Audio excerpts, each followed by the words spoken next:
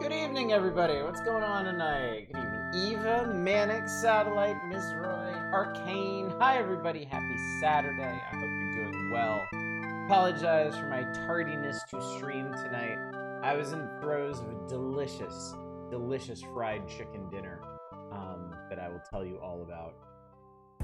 Welcome back from Hawaii, Arcane. How are we still on Judge Dredd? You poor, poor thing, you. You went straight from the Super NES version to the Game Boy version. And yes, this page is very yellow. I think it's supposed to be stylized after his big badge, his big gold judge badge, but yeah.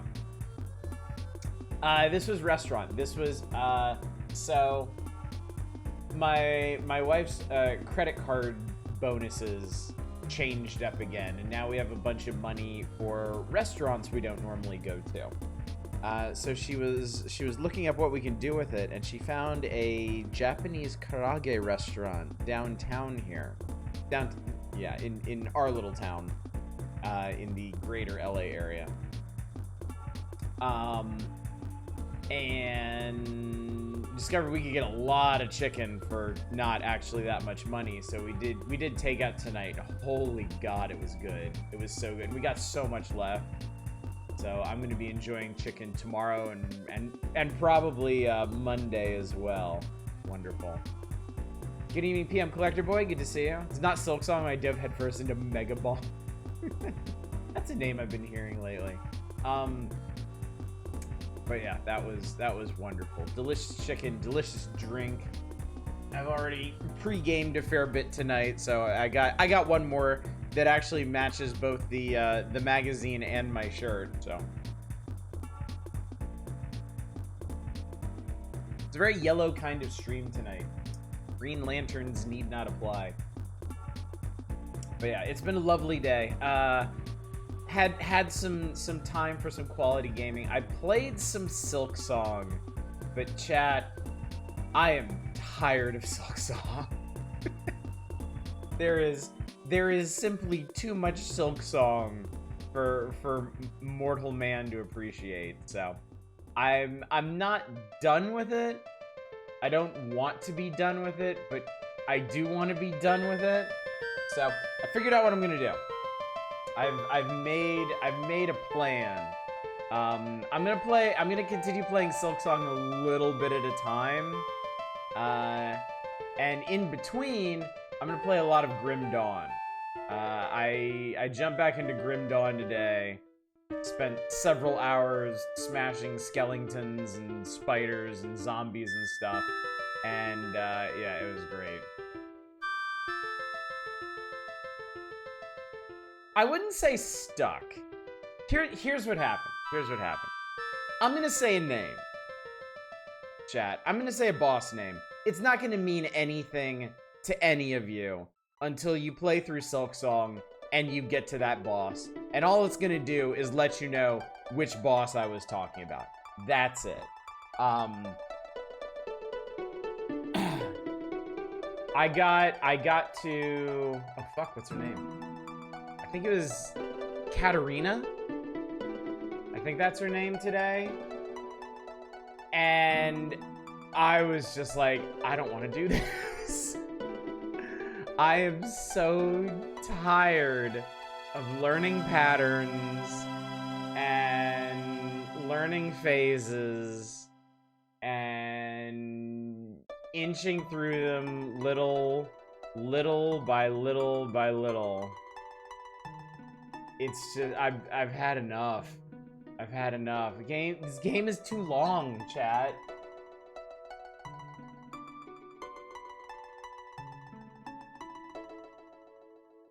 So yeah.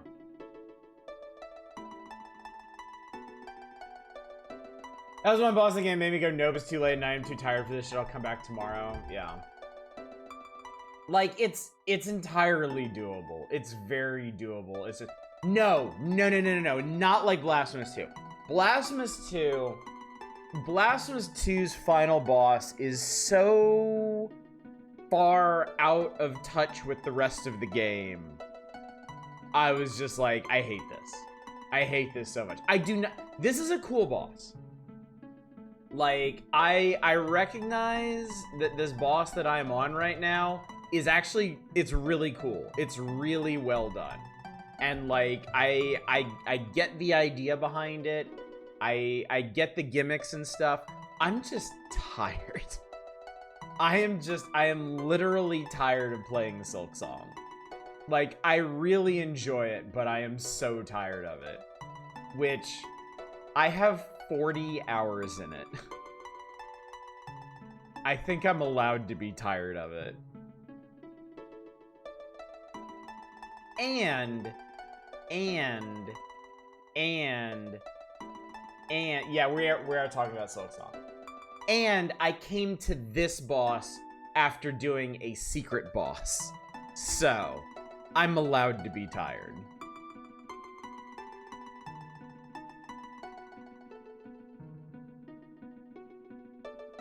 So yeah. But like I said, I got a plan.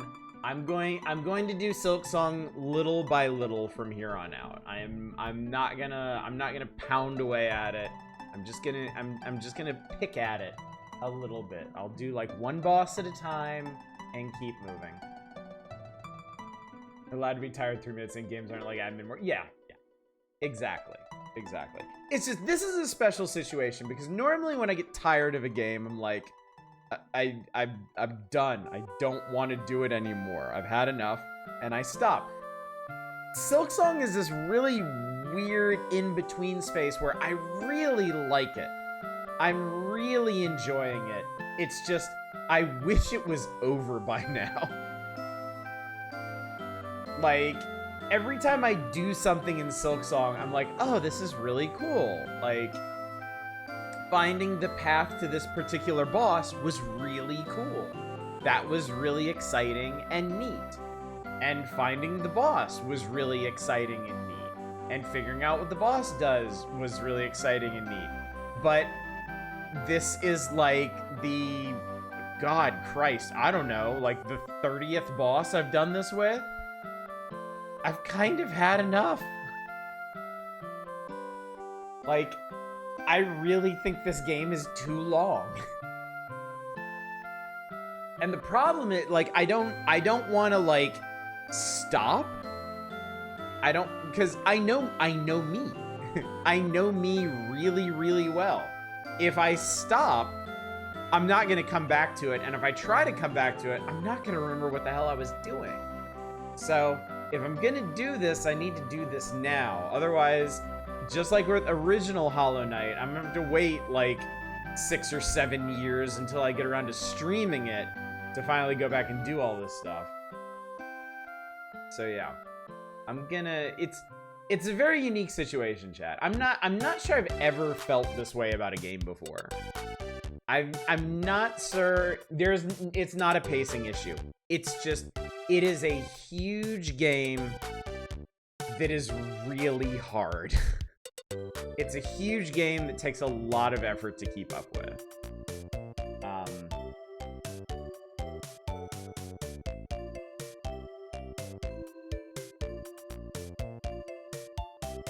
Probably that happens to you, seeing where afterwards there seems to be a large spike in difficulty, and that's when I start getting really tired of it. Yes, yeah, that's exactly where I'm at.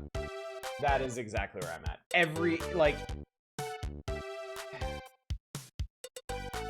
Through the majority of the game, everything was fine. Like, I would occasionally get to hard bosses or hard platforming, and I'd take a little break, and I'd come back, and I'd get past it, and it was fine. Everything was fine. It had its ups and downs and stuff. Now, everything is hard. Everything is really, really hard.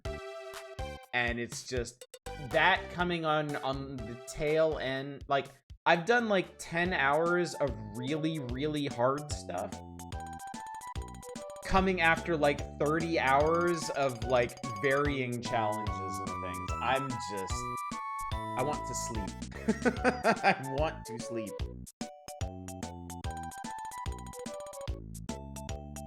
But I can't. I'm not done yet. Can kind of relate. I'm done with the original after beating my head against the final optional bosses. I mean, y'all are like, don't forget this, don't forget this. I've done, like, everything. I don't know how close I am to 100% completion, but I'm close. Like, I'm only missing like 1 or 2 of each thing that I don't have the achievements for. So yeah, I've done a lot.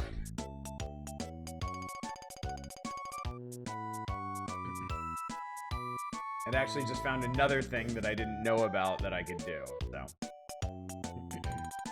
But yeah. Yeah, Hollow Knight was nice because I could get all the way through the main game, all the way through the true final boss and whatever.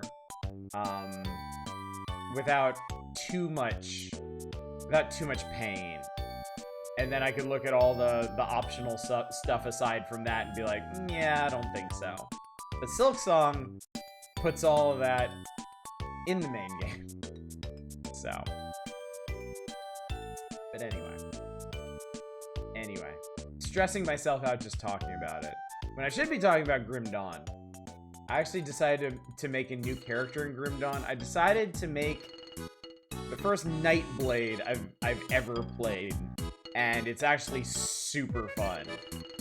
Seems like ridiculously overpowered. So I'm having a really good time with that. I actually get a way of seeing your completion score somewhere, I forget where. I would like to see that. I would like to know how close I am.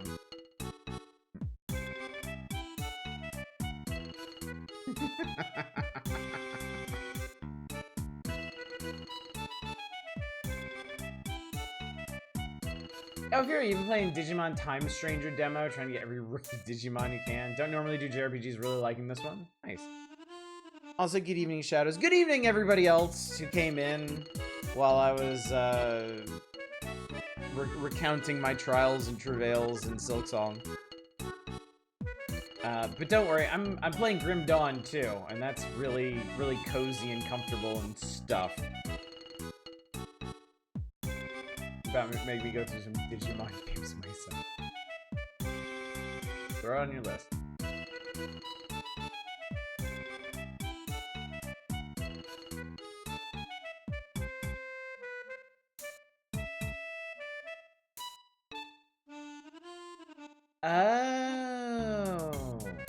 Oh, yeah, actually, I haven't been back there in a long time, and I have some stuff in my inventory for that.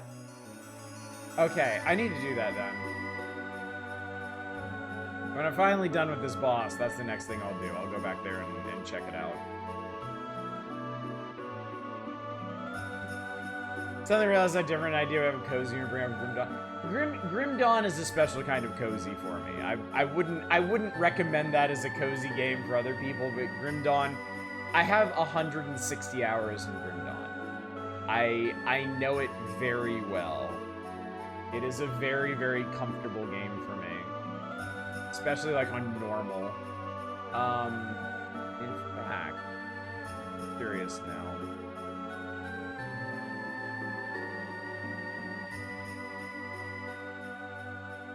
Yeah, Grim Dawn is my fifth longest played game on Steam now. And it's gonna eclipse Stellaris shortly.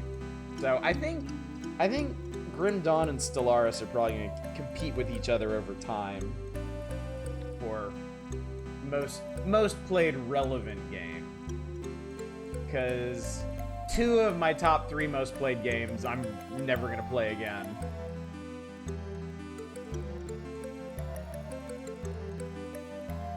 And the other one you don't even actually play.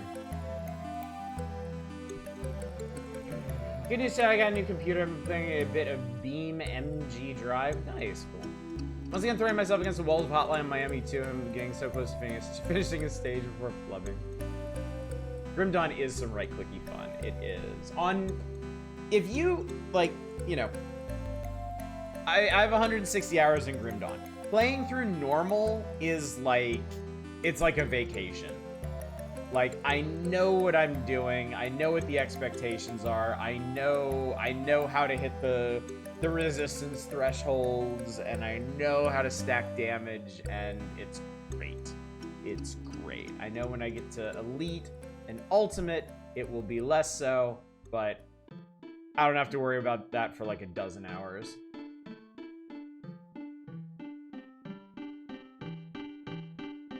Mostly been working on stage demos and kind of pretty cute Kirby-themed fishing game. Nice. What's up, Dave? Good to see you. Probably never surpassed your top played game, Team Fortress 2, because a lot of time involved idling for hats. Yeah. Yeah, Team Fortress 2 is my third most played game. Cookie Clicker is my second most played. And I don't know if I'll ever eclipse the top, which is Marvel Heroes. Because I had like 600 hours in that game, and I don't know that I can actually bring myself to play any other game for 600 hours, unless, I don't know. Unless I get really into doing multiple playthroughs of like Satisfactory or something.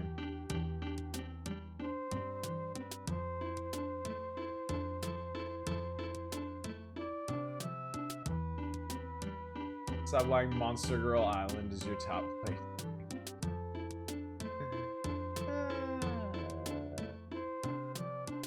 No, I'm serious.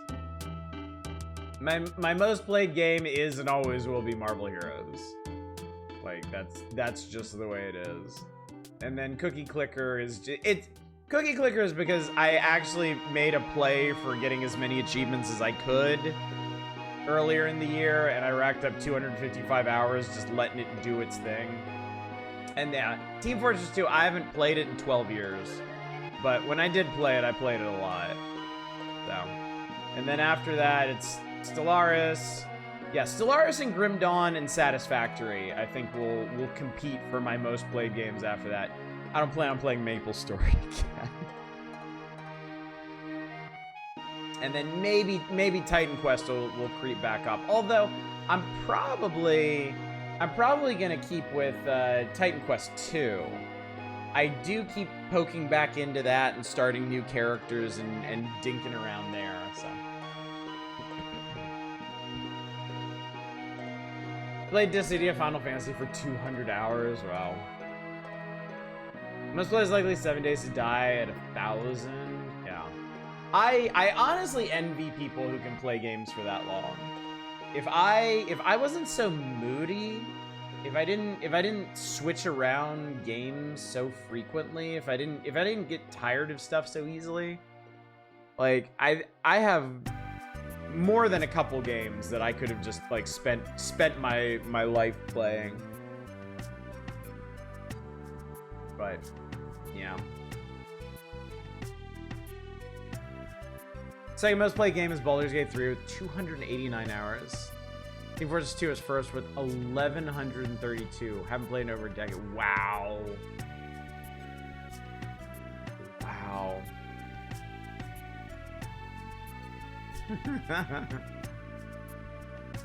Turns out even though I knew it would be Stories Untold is really fucking good, Stories Untold is really fucking good. Stories Untold is great. Don't I think about how much time I sank into Lord of the Rings Online? I mean, thank God stuff like World of Warcraft isn't on Steam, because yeah, I don't want to know how much time I spent on that. I certainly didn't spend as much time as like the really hardcore WoW heads, but I went through 2 distinct periods in my life where I was playing a lot of World of Warcraft. So it was a lot. As long as I'm in the mood, could play the big Civ space games or mindless clicky ones indefinitely. Yeah, that's the thing. Like, I'll boot up Stellaris and I'll play through one complete game as a particular faction and I'm done. Like I can't go and start up another one. I get tired of it. Just remember Warhammer Online was a thing. Apparently it sucked so hard I forgot. That was a long time ago, actually. Never really played WoW, got deep into RuneScape. What's up, Around the Board? Good to see you. I did the math once, adding all my WoW characters up. It was gross. Yeah, I don't want to know. I don't want to know. I played, let me think about this. I think I played for an entire year. Not a year in game, but I spent one calendar year pretty focused on World of Warcraft back in vanilla before it had any of its expansions. And then I set it aside, and I didn't play it again. That was in college. I didn't play it again until I moved back to America from Japan. And my best friend at the time was big into World of Warcraft and got me to play Wrath of the Lich King with him. And I think I played for like 6 months, maybe. Played on and off for 10 years. It's on like 15,000 hours. Wow. That's something. Open-ended games happen to be multiplayer, tend to get boring slower. 7 Days in Lethal Company and the only two I got big into people with. Yeah, I've never been a real big multiplayer guy. I had a phase with like Team Fortress 2 and other stuff where I was big on competitive, but I wore out of that after a couple of years. I couldn't take the stress I was imposing on myself anymore. So yeah, I'm not built for focusing on one game for like 1,000 hours. And I genuinely wish I was. I wish I could deep dive that hard on things, but I can't. I get tired of them. I gotta move on to other stuff. So.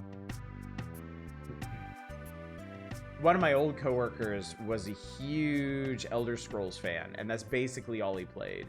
He had thousands of hours in each Elder Scrolls game, and like multiple thousands of hours in Elder Scrolls Online. And I always I was kind of admired that. Like, I would lose my mind if I tried to do that. But he was perfectly happy doing that. MMOs are really picky taste. More so that I prefer the very sandbox ones. I want virtual world RPG mechanics, not RPG with virtual world mechanics. I see. I also just don't like raiding much. We know, Shadows. You know it well. We know you know. I know we know you know. Used to play Magic when Type 2 was a big thing. Realized I did not like the Magic community around me by and large. Yeah. That was kind of like me. That was me with Payday 2 and Vermintide 2. I really liked those games, but I discovered over time I did not like the culture around them. I liked the games, but I didn't like the way people played them. And that eventually pushed me out. I gave up on both of them because of that. Like that Friends episode, I know you know, I know you know, I know.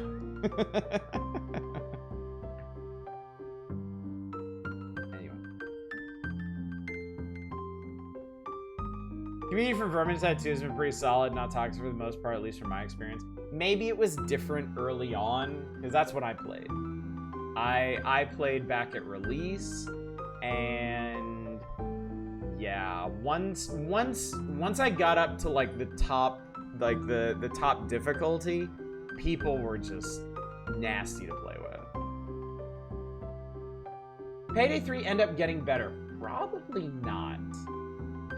I feel like probably not. I'm gonna look it up real quick. Still mixed reviews.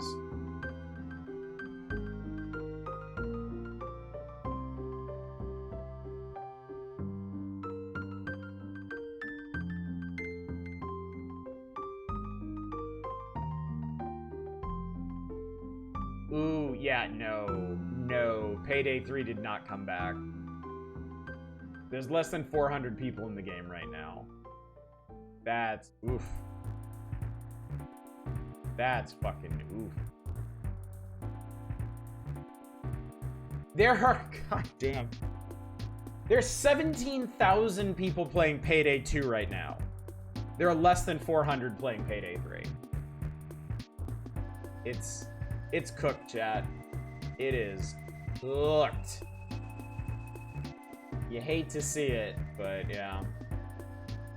Have you ever played Deep Rock Galactic. Yes, I have. I played Deep Rock Galactic on stream. Unfortunately, I've never gotten into it myself. I did enjoy it. I did enjoy streaming it.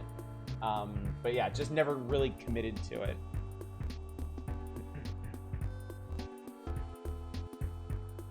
Want to get a group of 8 people on Diablo 2 going friendly loot switching through people and stuff. I can't even get a second person. That's a shame. That is a shame. Your dish make the lift come out so I could play it. Would if I could, but not even I command those kinds of powers. How many people playing Umbrella Corps? That's a good question. Now there's a game I forgot existed.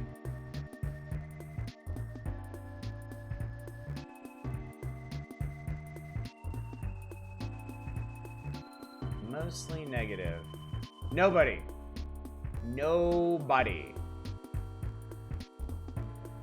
Nobody is playing it. I think if the current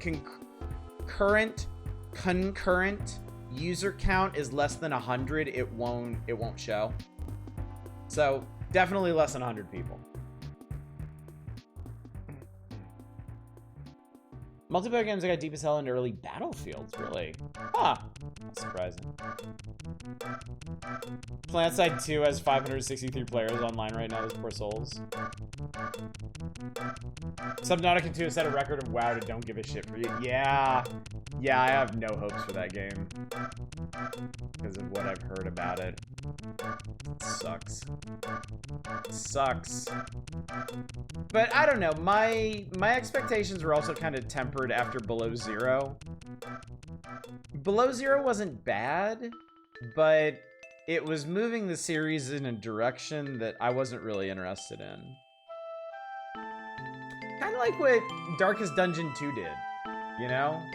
Darkest Dungeon 2 isn't necessarily a bad game, but it wasn't what I wanted after Darkest Dungeon 1. So I'm just kind of like, gonna let that one go. So excited about it, now with all this petty stuff, the devs have started losing interest. Yeah, I'm not interested at all anymore. Patch the Snow Fox and Word. That wasn't even my issue. It was more with the structure of the game. I didn't like how story and dialogue focused it was.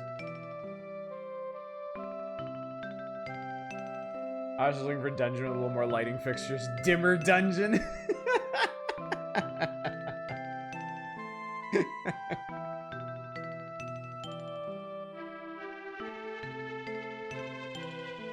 I wonder if it's too much to ask that Red Hook go back to the original style for Darkest Dungeon 3, assuming they're gonna do one.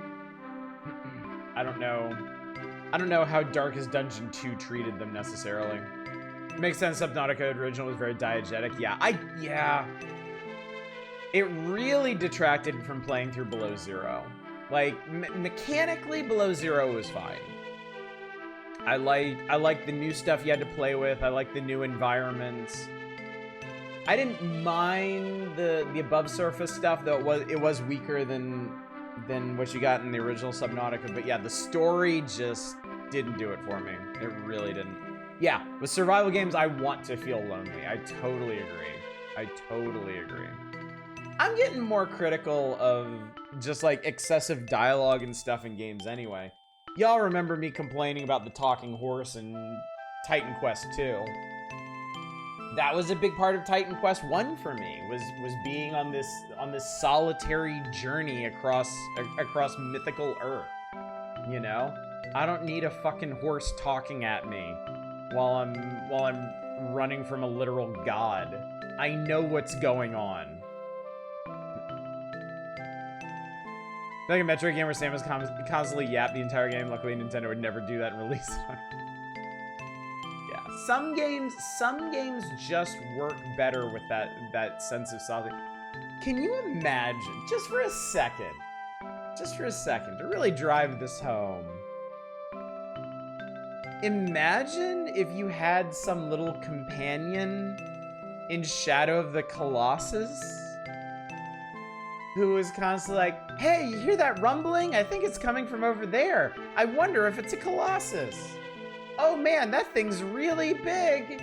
You better watch out. Don't want it to step on you or anything.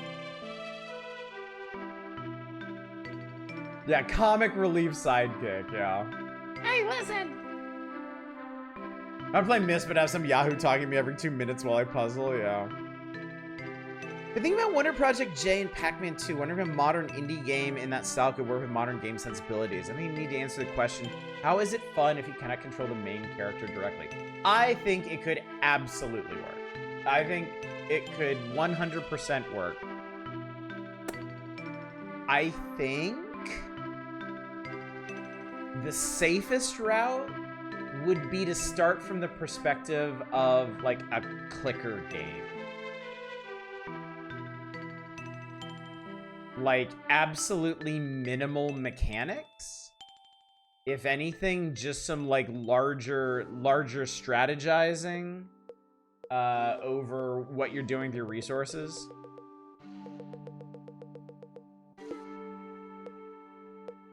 Or Lifeline on the PS2. RimWorld to an extent. Oh. You have a remarkable amount of direct control in RimWorld. Like more than I expected. And I would count the ability to like lock doors and like paint specific areas for your colonists to stay in or out of. I wouldn't really put those in the same bucket. RimWorld is, if anything, closer to an RTS to me than something like Wonder Project or Pac-Man 2. Wasn't there a management sim with very minimal control of the movies? The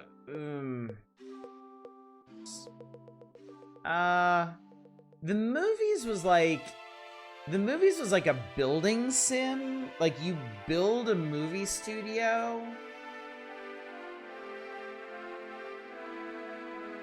and then you kind of watch people wander around in it and do stuff. I think that one of the big things with the movies is you didn't have much direct control, but the game kind of acted like you did later on. It kind of required you to when you got into more advanced phases with it. Yeah. Yeah, the movies started as such a cool concept. Build your own movie studio, shoot your own movies, piece them together the way you want. But then like about halfway through the game, it becomes entirely about micromanaging stars and all their needs. Like you gotta start building like restaurants and clubs and stuff on your studio lot, and spend more time making sure that your movie stars are going to the right places and doing the right things rather than actually fucking making movies. Which, I mean, it from some perspectives may actually be a more accurate representation of how the actual film industry works, but it doesn't make it fun.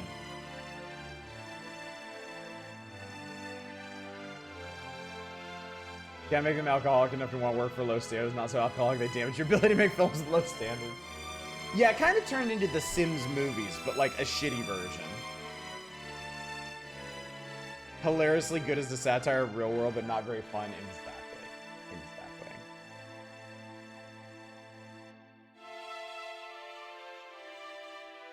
Yep, that was the big betrayal for me. I was kind of on board with Peter Molyneux. Before that, I had been hurt by Black and White, but I hadn't lost all faith. The movies did it. The movies was the final nail in the coffin for me. This is a fun concept that could have been amazing, a bit more iteration. It didn't really like. I really like the movie making side of it too. And yeah, it was tantalizingly close to a great game. but you could not play through a full game of it without getting intensely frustrated at the movie star micromanagement. It was infuriating. So anyway, chat, we have done our requisite yapping for tonight. Off-topic yapping. I think we need to get to the magazine if we're gonna have any hope of finishing this tonight. So let me remind you of the schedule, what's coming up soon. It's actually very exciting. A big mystery is about to be solved in just a scant 2 days, chat.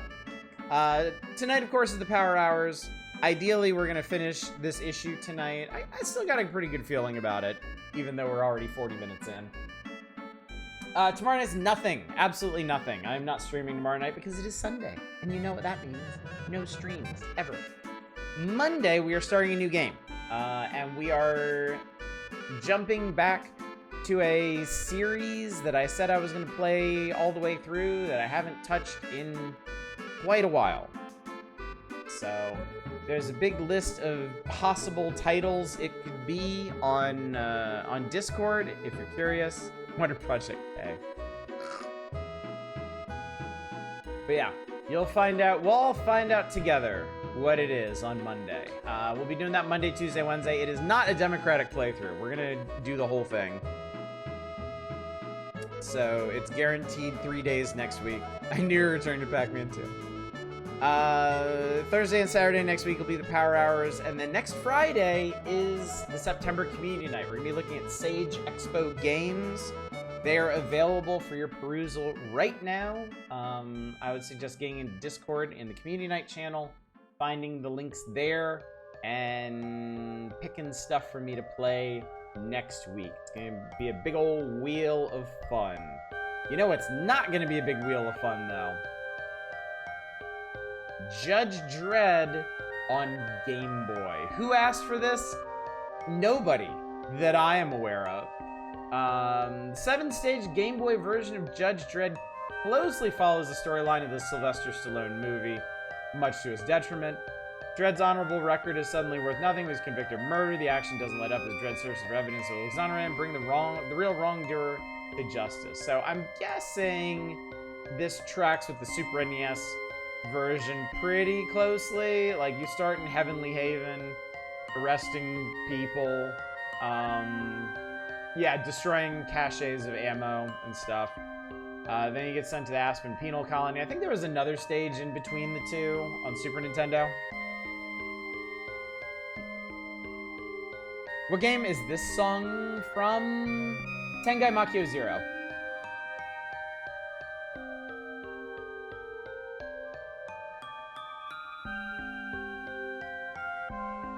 And then you're a fugitive, and you go back to Mega City 1, and you fight around the Statue of Liberty, and fight your evil clone, or whatever. Looks like the game, notably, it looks like the Game Boy version ends where the movie ends, whereas the Super NES version actually goes past and draws in elements from the comic that were not in the film, which I think is really interesting. And if the Super NES game was better, I would be motivated to play through and actually see where it goes. But yeah, as Satellite put it, 45 minutes of pointed silence in the requests on this one. I'm moving on to the Counselor's Corner, featuring Brainlord and Spider-Man. Why are bubbles floating off my character? Rising bubbles do not mean you're suffering from indigestion. Floating bubbles indicate your character is poisoned. Good job, Brainlord. I have to look up which one. I know Joe Hisaishi did the music for one of the... it was Manjimaro. Okay. Wow, that's really cool. I wasn't aware he worked on games. So the Brainlord tips are just kind of general, like, how does this game work stuff. And then Spider-Man, how to activate the other superheroes, how to defeat Green Goblin, how to defeat Dr. Octopus. I don't care, because the Spider-Man SNES game is pretty crap. Done a couple. Oh, he did Ni no Kuni. Oh, cool. Okay. More Ogre Battle questions. There was already a big strategy spread in the Epic Center about Ogre Battle, and now we got people asking specifics like, how do I improve my reputation, how do I defeat undead enemies, and how do I get Knoppus to join me? The Birdman. And then some question about Link's Awakening. What do I do with the horse heads, and why does everyone call me Thief? Well, you can take just a tiny smidge of introspection here. You might be able to figure it out. And then a few fast facts at the bottom for Lethal Enforcer, Aladdin, and Ultima Runes of Virtue on the Game Boy. Yeah, okay, great. Tengai Makio was a big fucking deal in terms of composers. The first one, music by Ryuichi Sakamoto. Okay. Mainline series were literally the first RPGs ever released on CD. Oh, cool, cool. What if you named your character Thief from the start? That'd be really funny. Same play the Summer's Day theme in person is absolutely simple. Introspection? Yeah, admittedly, it's not something Americans are very good at. Super Game Boy Classics, Part 1, chat. Oh boy, just when you thought it was safe to shelve your Super Game Boy, here comes Asteroids and Missile Command.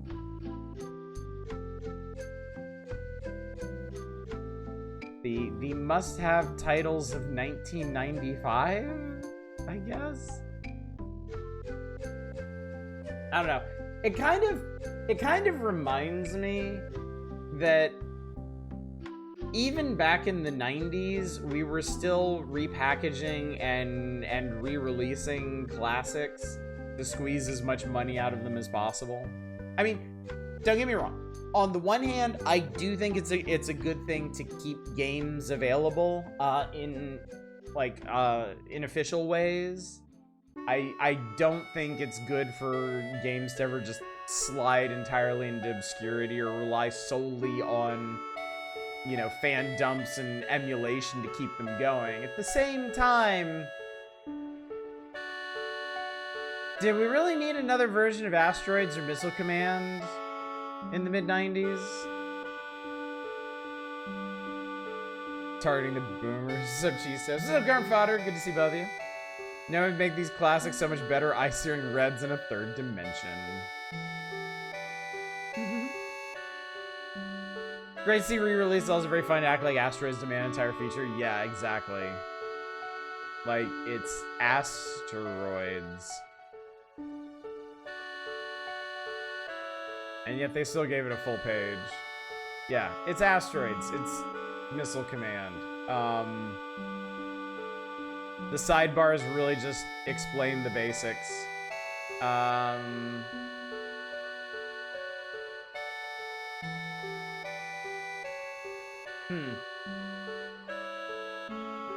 Mark my words, Pong Remastered coming to PS5 next year. There's 3 different skill levels, though. Oh, yeah. The game looks great on Game Boy, but if you own a Super Game Boy, you can really appreciate the enhancements in this game pack. There are 3 different skill levels, so you can gradually work it up to being the asteroid blasting hotshot from your glory days. Wow, literally targeting boomers, in fact. Clearly they're looking to fill some space. Kind of crazy to think, though, like, 95 was stacked for the Super NES. And the release of the Virtual Boy, don't forget. They filled 20 pages of this fucking issue with Virtual Boy games, and they still needed to... They were still hurting for features. Well, Asteroids is almost an exact translation of the arcade. Missile Command went through a few necessary changes. This was interesting to me. The original arcade game had a wider screen, so you're able to shoot from 3 different missile caches. In this version of the game, you have a narrow screen, so you only need 2, which conveniently corresponds with the 2 buttons on your Game Boy. You'll miss the old trackball when you're aiming your shots because the control pad isn't capable of the same speed or accuracy. That's a good point.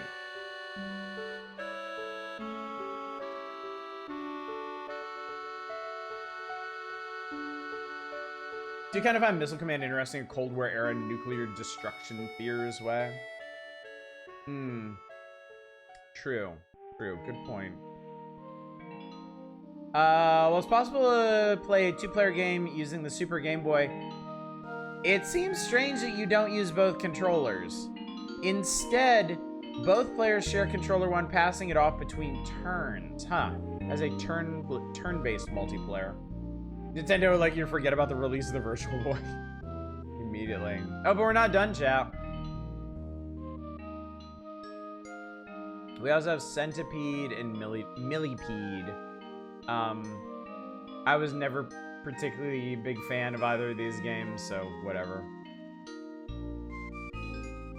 The entire point is no matter what, you will never protect your cities from all the missiles, which is quite bleak, honestly. It is, but I mean, any game about nuclear war basically needs to, like, it owes it to its audience to face that reality, you know? Where's our Super Game Boy multi-tap?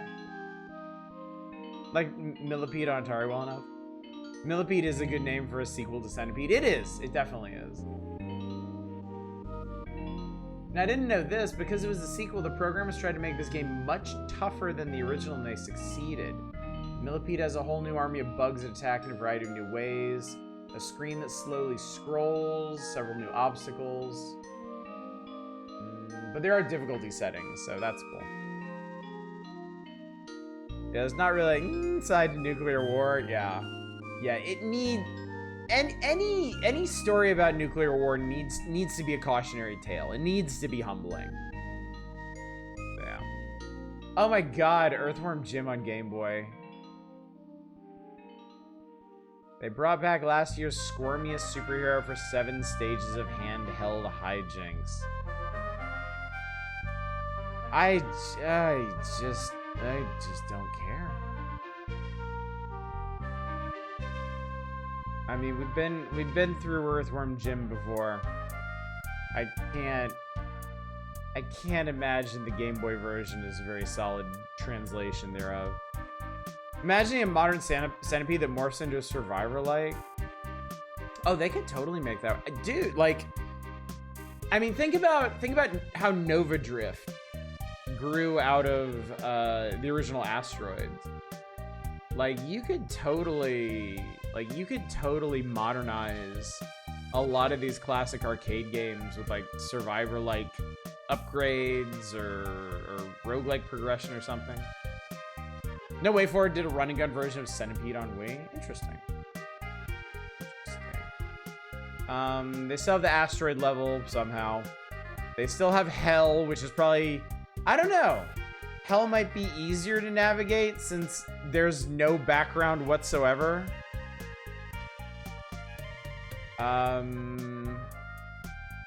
Yeah, they got the other levels too, including that stupid escort mission with Pete the Puppy. Whatever. Good evening, Jerp. Thank you so much for the raid. Good to see you. Well, considering all it's been tonight so far has been mediocre Game Boy games we're not interested in, we are cooking. We're making good time, chat. Talked for 45 minutes and then, like, flipped like half the pages we have left in the space of 10. What are you up to tonight, Jerp? Hope you had a good one. Alright, this month's Players Poll contest. Be a special guest at David Fishoff Presents Mortal Kombat, the live tour. Be a VIP at the Orlando show. Fly to Orlando to get to go to the interactive high-tech extravaganza for Mortal Maniacs. See the characters from Mortal Kombat and real martial arts action. Go behind the scenes in Orlando and meet the show's stars. So, Mortal Kombat had a live tour in 95 and 96. I was unaware of this, chat. I guess this was to promote Mortal Kombat 3. Bit of Expedition 33, lots of random wandering around the world, progressing the main quest a tad. Nice, nice. Expedition 33 looks amazing. I really do want to play that sometime. Chat is being very generous, not making me play on this trust. I guess, like, it's not the fun kind of suffering. Game Boy, I think chat's learned to be a bit cautious, a bit guarded with Game Boy games. Because they can be tedious, they can have searing audio. I think folks have learned not to screw around with that.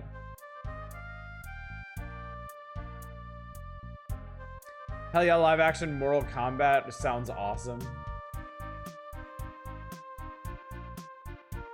This is the fun type of Kusoge. None of those look like a fun type. Oh, there's an entry for this. Mortal Kombat Live Tour was a martial arts theatrical stage show featuring Mortal Kombat character sound and laser light effects on stage. The plot was based on three fighters rescuing their friends and retrieving a magic amulet from the evil master of Outworld, Shao Kahn, in order to save the Earth. The show debuted at Radio City Music Hall on September 14th, 1995, followed by a 200-city road trip into 1996. It replicated Mortal Kombat martial arts and video games moves on stage mixed with dancing and music. Lip syncing were pre-recorded and used to demonstrate the official MK sound effects, though there was no graphic violence or fatalities visible in the show. The audience participated by yelling "run" or "kick him" as part of the live action. Huh. That's pretty funny, actually.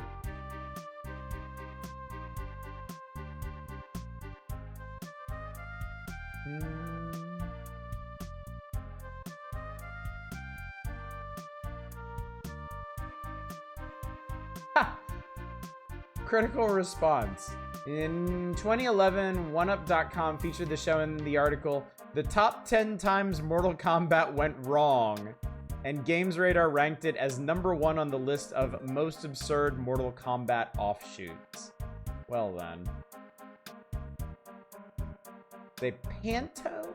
An MK panto? I don't actually know what a panto is. I'm not familiar with that term.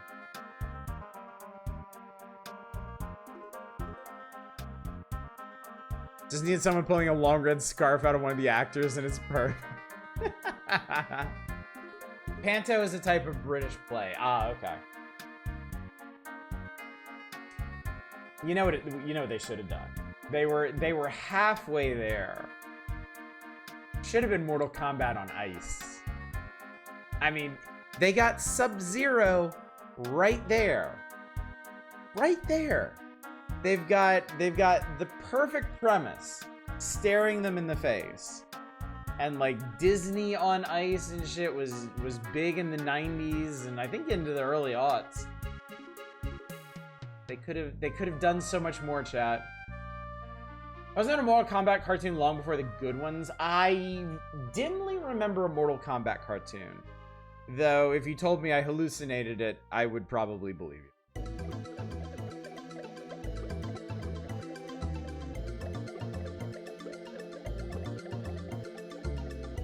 Got a Sub-Zero Scorpion duet dance. It would have been amazing.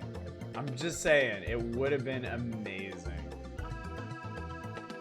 All right, Power Players Arena this month. Interesting thing to note here, chat. This is maybe the first Power Players Arena with almost no position, or like no participation. Like there are 3 high scores for Tetris and Dr. Mario, and 1 person for Kirby's Dream Course. Like all the Power Player Arenas features before this one, and the Power Player challenges before that, all of them had like dozens of participants. So I wonder if this is falling off, or I wonder if they just picked particularly bad challenges in previous months. This month they have one for Final Fantasy III, what we now know as Final Fantasy VI. If you think you know everything there is to know about Final Fantasy III, this challenge is for you! How many Genji gloves can you collect in the game? Take a picture of the number of Genji gloves in your party's inventory and mail it in. Can you win Genji gloves for certain monsters? Can you win the Genji glove in the Coliseum? If you know everything about Final Fantasy III, what we now know as Final Fantasy VI, you already know the answer. People realize the editor's kid just gets top billing all the time under different names. What were the challenges from last month? I do remember Tetris and Dr. Mario being one of them. Yeah, it was Tetris and Dr. Mario, Kirby's Dream Course, and I think it might have been the month they did that really weird like Star Fox Tournament Edition challenge where only the people with the tournament carts could actually participate. PvP Tetris for Game Boy. How many times can you score Tetris in Tetris Game B levels 9-5? So those challenges were really, yeah. Arena's fallen pretty far, in my opinion. I think when they were still doing Power Player challenges and they had like 3 challenges for each system, I think they had much more. They had challenges with much broader appeal. It feels like they're trying to course correct here by picking one game that's very popular right now, which is Final Fantasy III, and one game that they know everybody has, Tetris for Game Boy. But I feel like the luster's kind of already come off of this. I don't remember if they stopped doing Arena at some point, but if they did, we'll see. We'll see when it comes to a screeching halt. And then there's an IndyCar challenge. How many points can you accumulate in a 16 race championship season? That's a lot. That's honestly a lot. By the time I was reading it, it entirely changed to taking screenshots of games and challenging people to make captions from them. The funniest ones to get printed. Okay. So yeah, at some point during Nintendo Power's run, the game challenges did end. This is the first time they haven't shamed someone for using a Game Genie.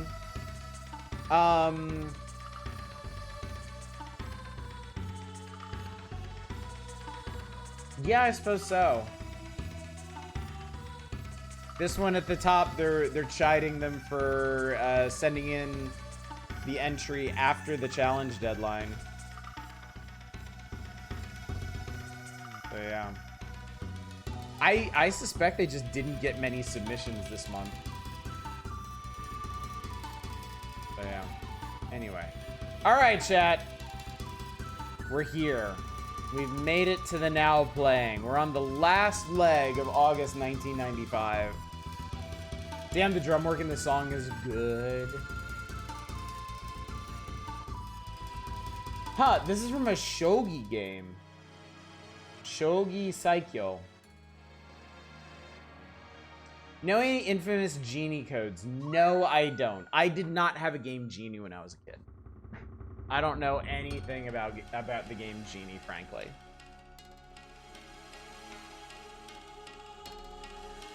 Gaia Systems. All right, chat. Let's do this. Let's power. Oh, god damn it. Oh, god damn it. You sure you don't want to play Asteroids instead, chat? Okay. Tim Follin of Japan going hardcore for a shogi game.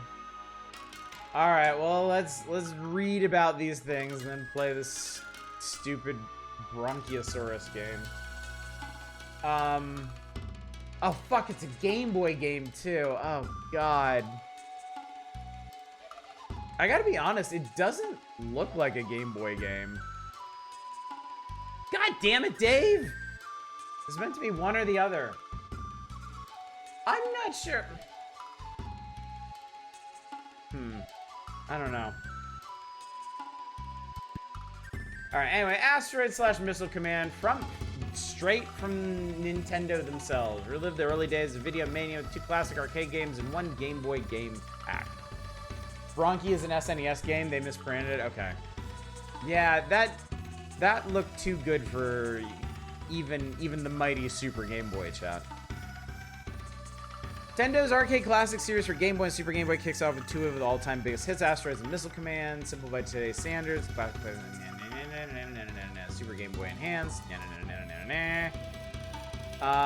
classic games you can take on the road or play with Super Game Boy, very true to the originals. No updated Asteroid screen with a dark background, no updated Missile Command graphics option. Alright, well, we gotta do it. We gotta do it. Bronkie has lore. I can assure you I don't care. From the very depths of my heart. Let me assure you as strongly as I've ever assured you of anything. I don't care. Let's play some fucking Asteroids. Bronkie the Bronchitosaurus. Misprint Nintendo Power, that big will surely impact their vaunted journalistic integrity. Nintendo published. Accolade made? Asteroids, Miss Command, up by Accolade, licensed Nintendo, yada yada yada.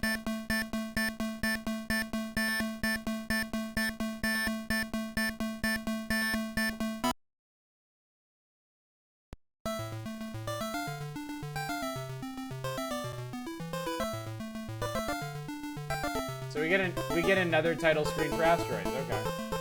Dang, I'm the same age as Missile Command.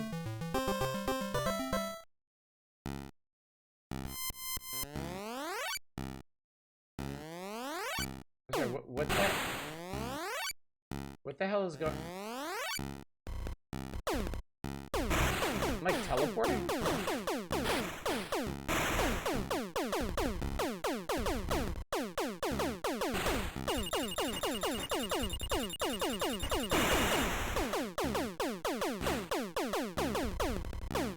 Better than beep beep beep beep beep beep beep.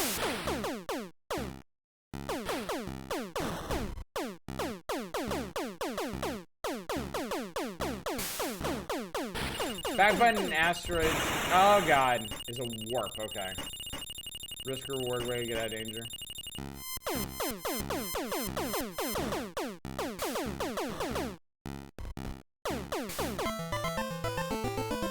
As we all loved holding the shield a tad too long until we exploded.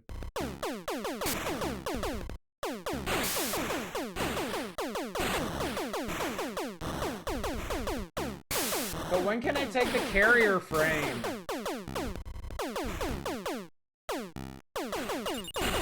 I want to get my summons going.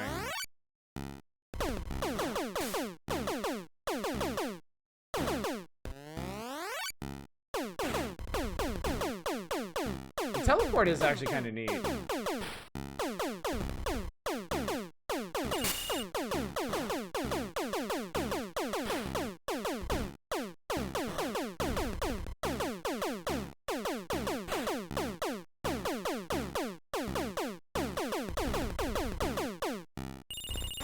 God damn it. Oh shit. Oh fuck.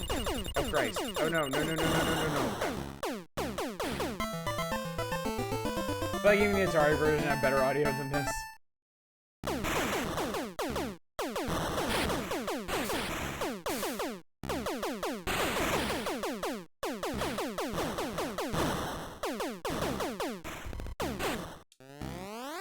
Yeah, I don't. Oh fuck.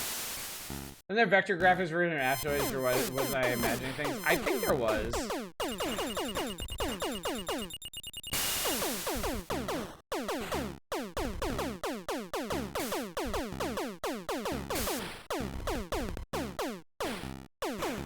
Play the crap out of 2600 Asteroids.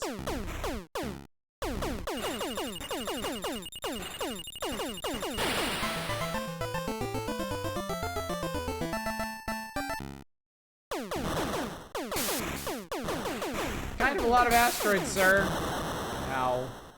Don't I feel the breaking down a big rock as well with sprite-based asteroids? Okay, I played Asteroids. I did the thing, chat.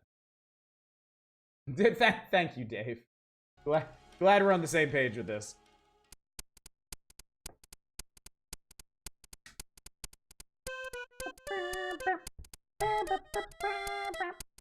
We're playing so many of these remade as Max Shareware titles, Firefall, Arcade, and Cheese Toast, and so on. Alright.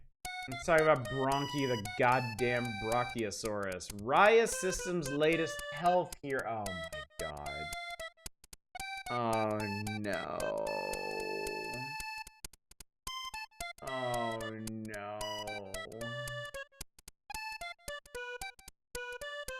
Raya System's latest health hero game helps asthma sufferers learn how to breathe a little easier. Yeah. I knew Raya. Like, I had a negative association with them, but I couldn't remember any of the games they made. Until now.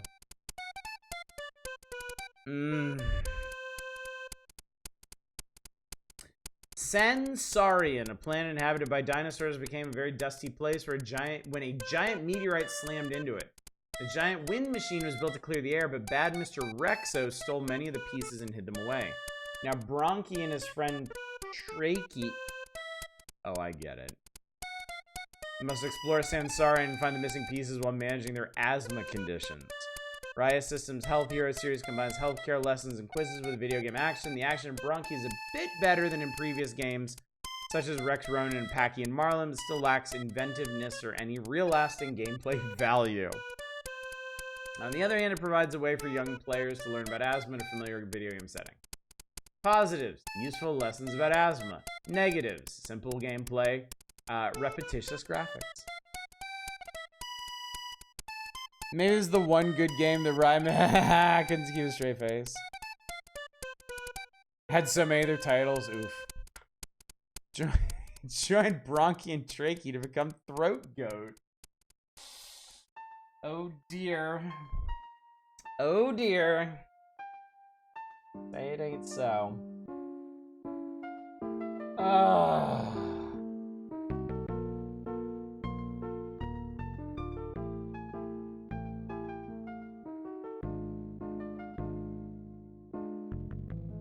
Sigh. Now, I can't complain too much. This is what we're here for, after all. Damn, I was actually kind of hoping this one got canceled or something.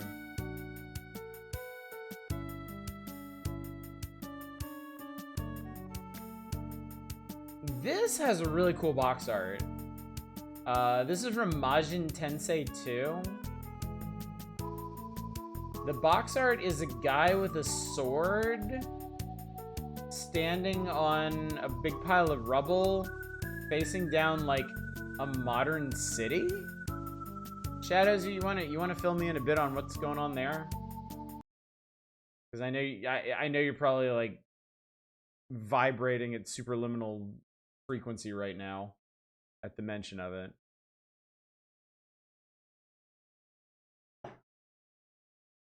Ambrosia titles, those are good. Harry the Handsome Executive and Escape Velocity. Oh yeah, Escape Velocity. Wave Quest.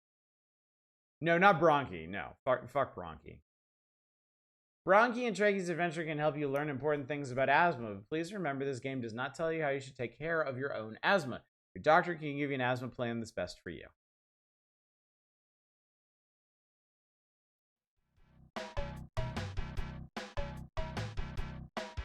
Who thought that font was a good idea? The same idiots that thought this game was a good idea.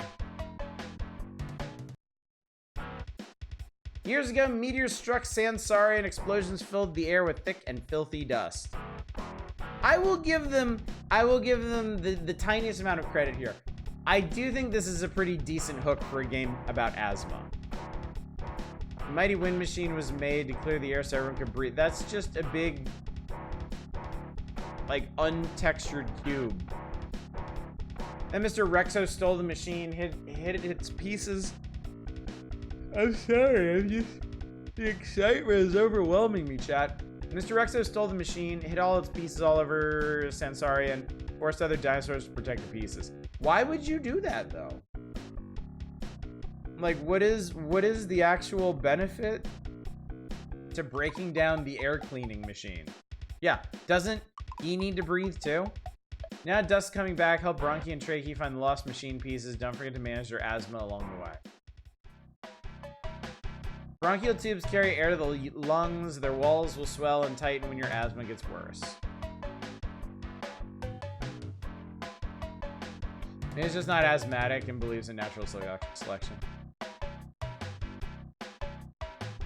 Okay, cool.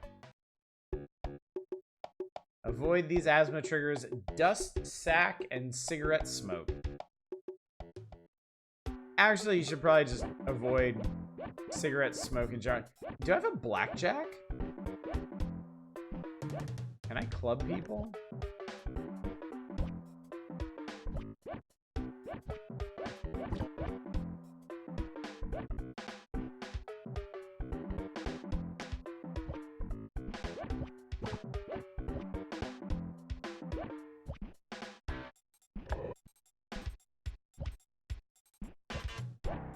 Rexo's Cafe. So we know Rexo at least runs a cafe.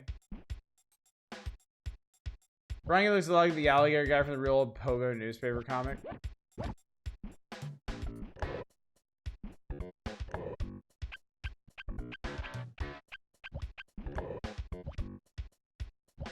Why does the background city lever glitch out when you jump?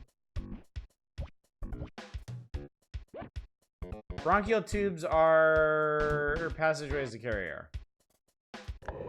That's right. You're goddamn right. It's right. Oh my Jesus.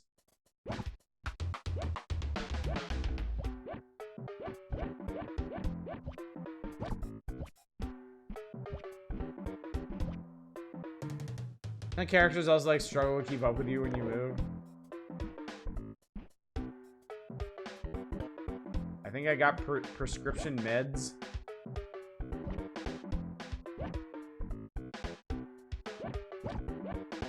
This Main Street. Didn't even bother to make like a prehistoric pun out of it.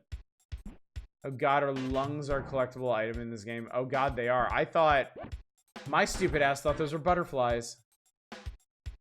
What happens when your asthma gets worse? I have more mucus in my lungs and my bronchial tubes begin to swell. Muscle bands tighten around my bronchial tubes. Are all of these? All of these? That's right.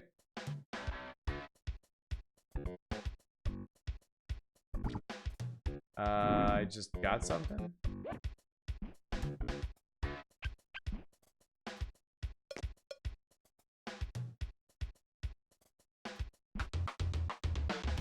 That's a wall. No falling damage, at least. It's a pool hall? Prehistoric pool hall?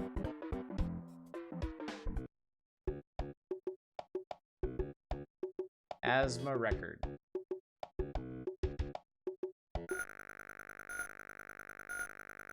Okay. Okay. Not as bad as Experimental Surgeon so far. It's eminently more playable, but still not good. Peak flow is the strongest breath you can blow into a peak flow meter. If your peak flow goes into the red zone or below half of your usual best, start your emergency play out. Okay. Avoid sick smoke and smoke in general.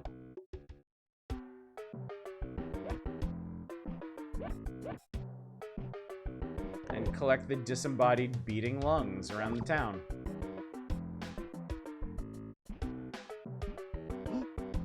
Whoop. Oh, it's a moving platform. Okay. Oh, I have to go that way.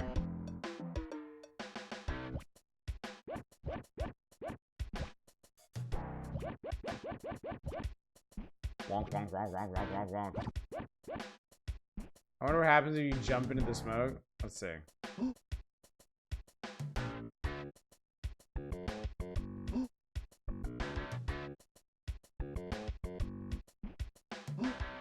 The screen gets dark.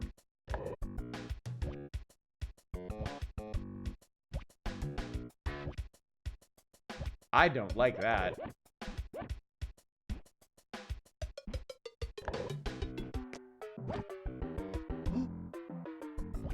And pick, oh my god! Picking up a health pack didn't help at all.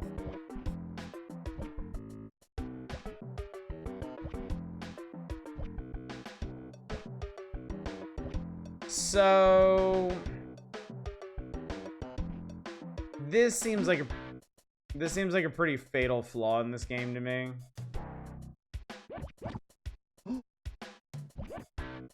You don't want to punish your player by making it hard to see what the hell is going on. Also, Also, now that their asthma's acting up, as we walk around, he'll occasionally gasp for air.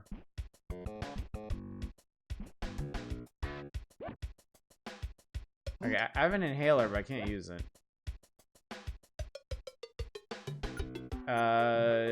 Test peak flow.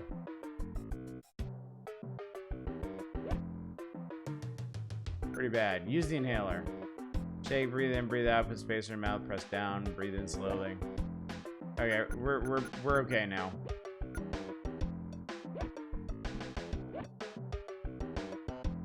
Call for help.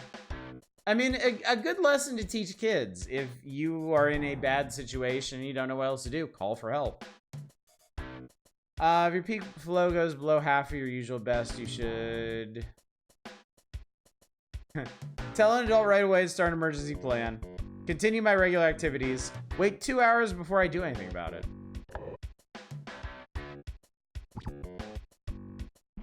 Thanks for the stack of vinyls. I don't know what that was.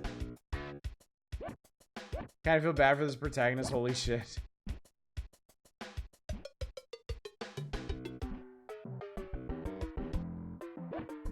Peak flow meter measures strongest breath.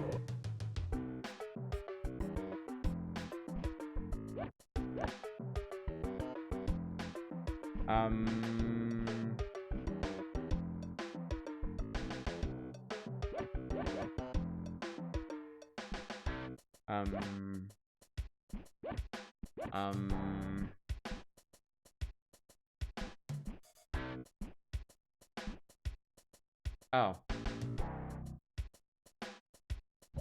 That's why his beak looks like a big platform. Because it is. So your health and asthma are like two different things to keep track of in this game. What are you attacking with? I'm not sure. It looks like a blackjack to me, honestly.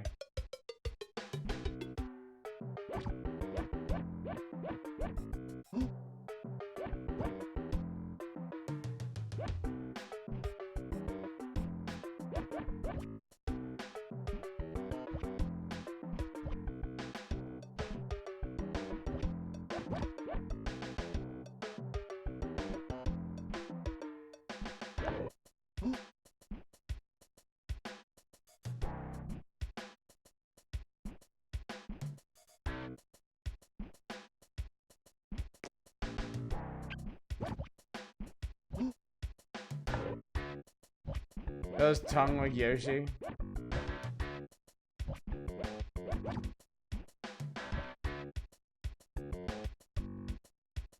From the manual is powerful breath. That doesn't make any sense. I take exception to that, frankly.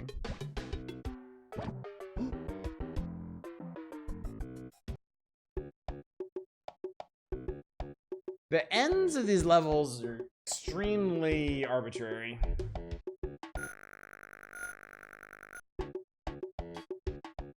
It's a foil? Okay, I've had enough of this. It's too boring. It is just boring, chat. It's not even fun weird. It's just like all of Raya Systems games, it's just ultimately boring.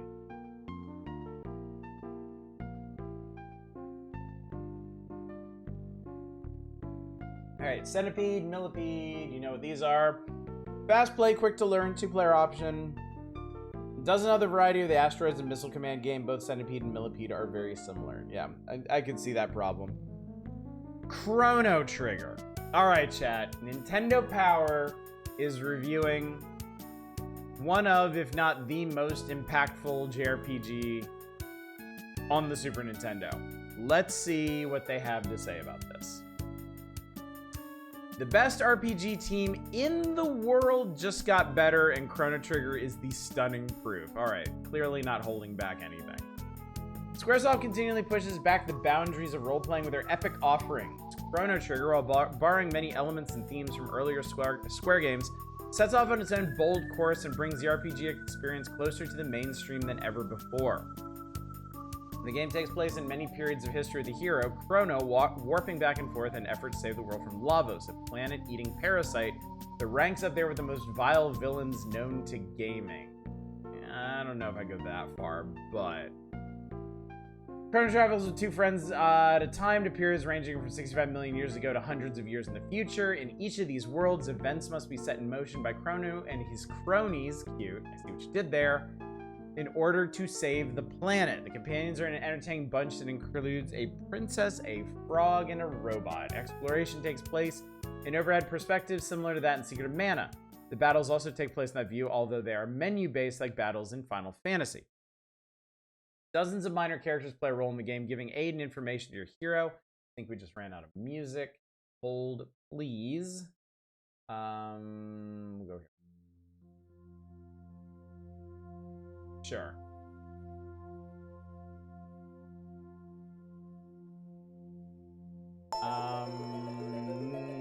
No. You also find puzzles reminiscent of games such as The Legend of Zelda: Link to the Past. Really? Not sure I remember that. Cinema scenes sometimes take the form of a character play where the computer takes over the action, but in many cases the story unfolds as you move Chrono around the setting.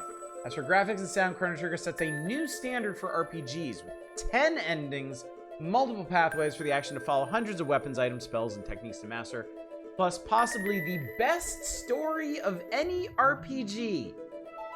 No, but you can make the case. Chrono delivers in every category. Don't miss our first Epic Center strategic review this month. Positives: excellent graphics, depth, story, depth, sound, replay value, battery backed up memory with 3 slots.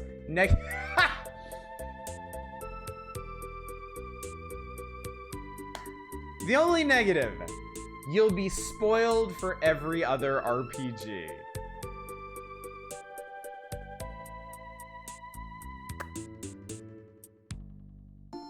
Not entirely inaccurate. I don't know how to judge best story in an RPG at all. It's...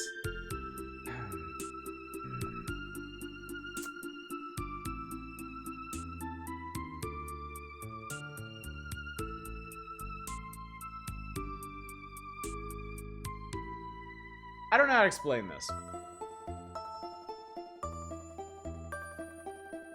What makes a good story is very specific to the individual.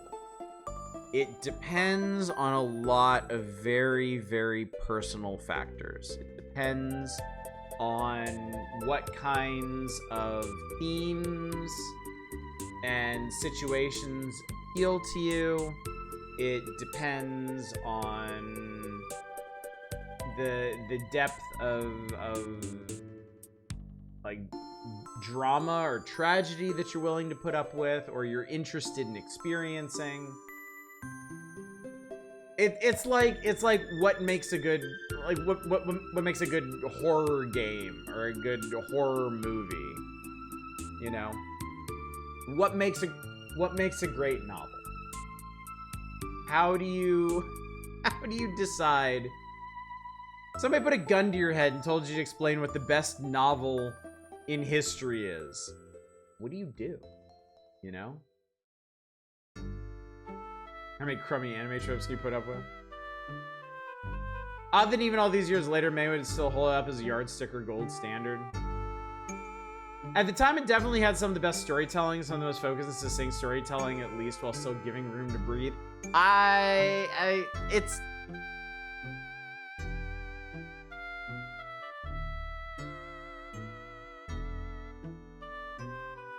Alright, I'm gonna reserve judgment until we play it again.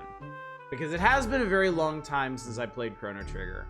And I don't remember the specifics of how a lot of the scenes play out. I don't remember the specifics of a lot of the dialogue and character interactions and the like. I will say that I've never been as big a fan of the story in Chrono Trigger as Square's other games at the time.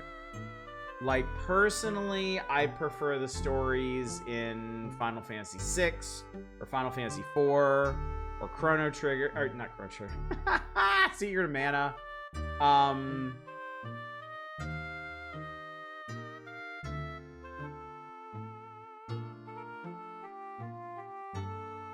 Yeah.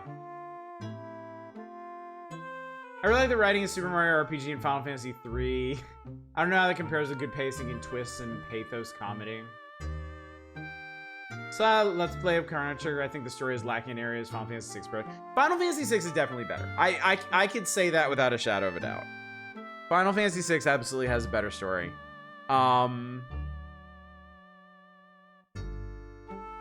would also say Final Fantasy IV has a better story.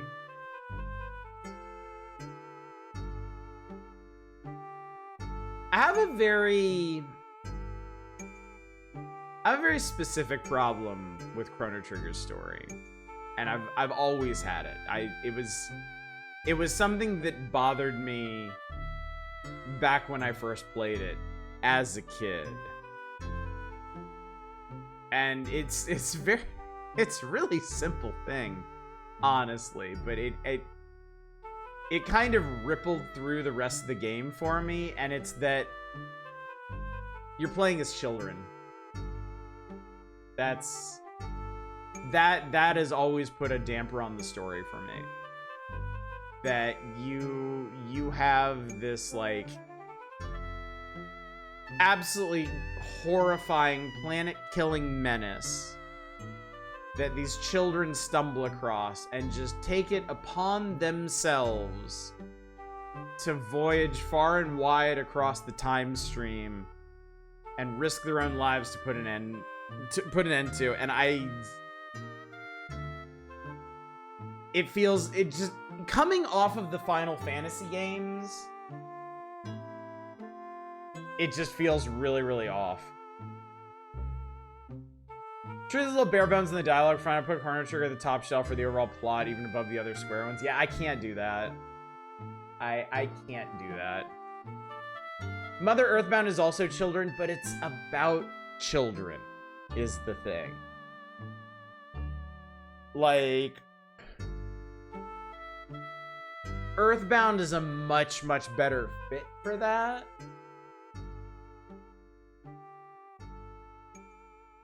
Earthbound is like...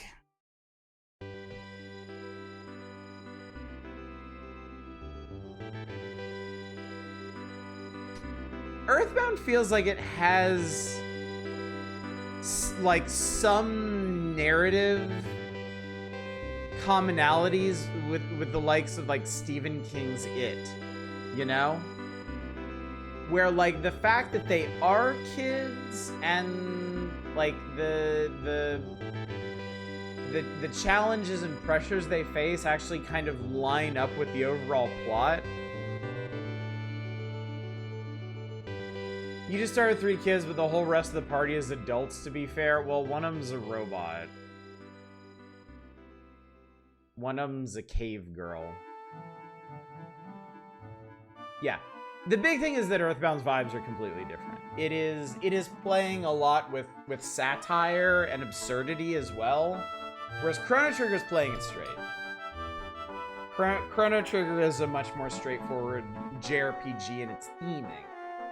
And to me, again, coming off of the Final Fantasy games, especially 6, where 6 has adults dealing with very adult themes and challenges and personal struggles while also trying to save what's left of the world. Chrono Trigger feels almost flippant in the face of that. So, but again, I'll reserve true judgment for when we play it again. Just know that I've always found Chrono Trigger's story to be one of its weaker parts.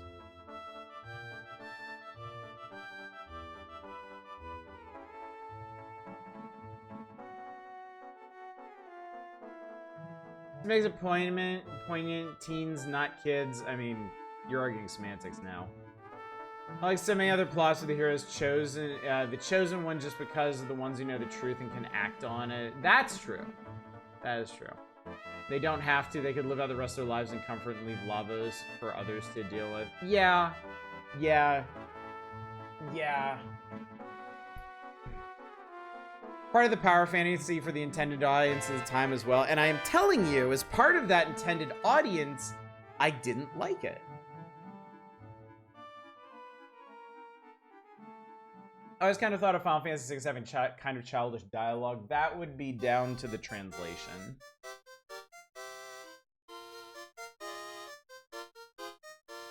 It definitely wasn't written intentionally to be childish. But yeah. Anyway, we should probably move on because I don't think we're gonna make much headway one way or another until we actually get around to playing Chrono Trigger.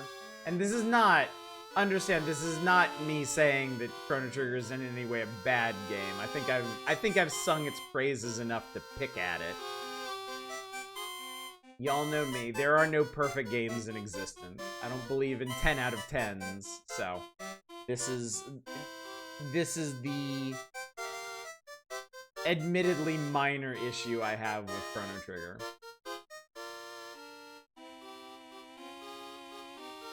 I always like how Suikoden two-handle kid protagonists. Major theme is the absolute unbridled horror and tragedy of watching his cast member grow up real fast in the face of his story. What's up, Drake Nell? Good to see you. I actually don't care about the story in Chrono Trigger either. It really doesn't matter. The actual. Alright. Earthworm Jim on Game Boy. But why, though?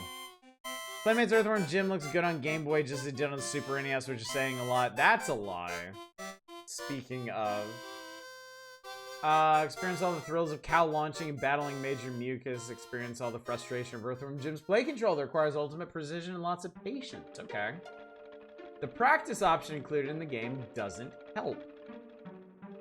Good graphics, wild sense of humor, variety of gameplay. Play control is loose and difficult just as it was on the Super NES, no password. I actually don't remember... I don't remember Nintendo Power taking Earthworm Jim to task for its controls. Necessarily. Mel can't be a boy in his blob too. Oh boy, Virtual Boy reviews. Galactic Pinball from Nintendo. Bumpers and bonuses take to the stars with a 3D Virtual Boy pinball game. Why is it all red? Because it's Virtual Boy. It is the advent of the Virtual Boy, and Virtual Boy can only do red. Galactic Pinball combines traditional pinball play and feel with 3D element that keeps the puck, not a ball, flying at multiple levels. The four main boards include yada yada yada, surrounding 3 pucks, some bonus options, flying bonus, one of the special bonuses, blah blah blah blah. Good variety, cool sound effects. The 3D doesn't add much to the way the game is played, no battery to save high scores. They are missing kind of a key point here, which is that it is a bad pinball game. These tables are very, very empty, and the physics are crap. Earthworm Jim is a 3-button platformer, whip, shoot, jump. Wonder how that translates to Game Boy. Yeah, up probably does something. Like, holds.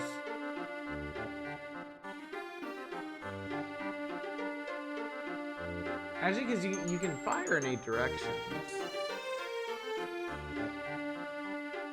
I don't know. Curious. Look up the manual real quick. Yeah. Don't make us play there.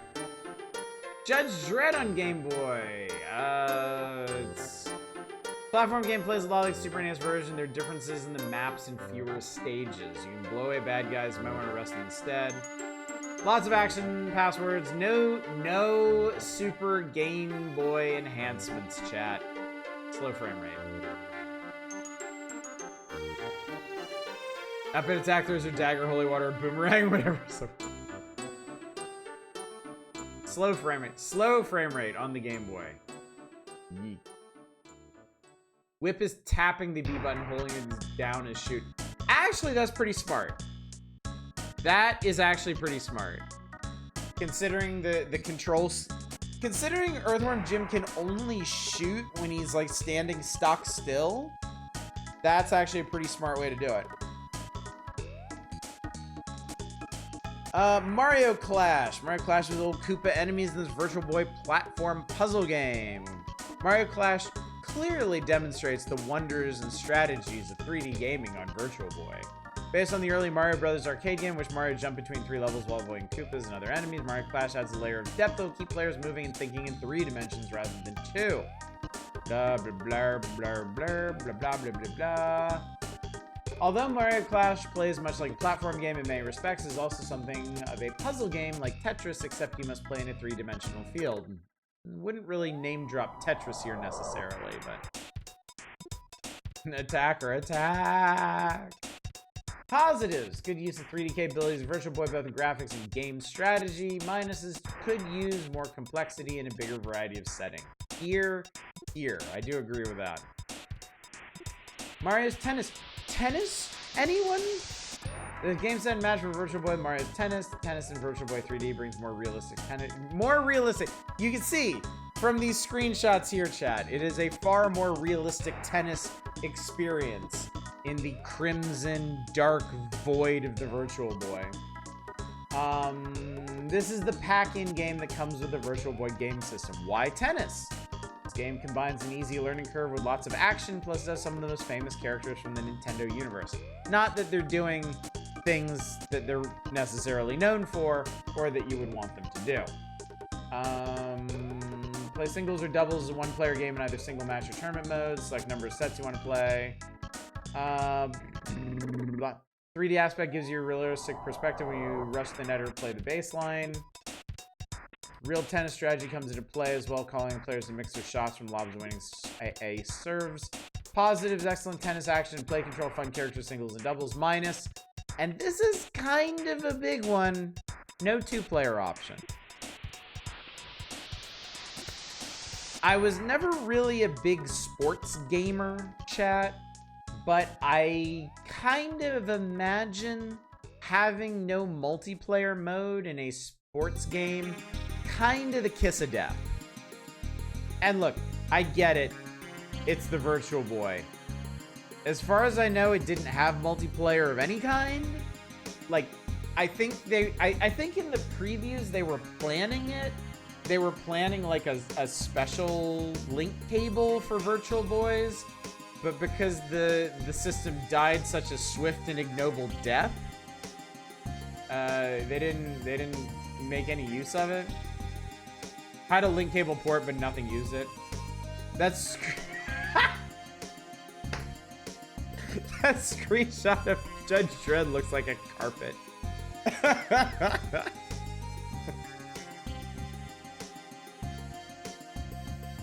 Really, the GBA Mario Tennis game where it is... Yes, you mentioned that several times, in fact. We'll get to that someday. Basically, Wii Tennis more fun for migraine lovers. Alright, I'm very curious what they have to say about Ninja Gaiden Trilogy here, chat. Ryu Hayabusa returns to avenge his father in the classic ninja action series Tecmo. 3 classic games come to the Super NES from Tecmo.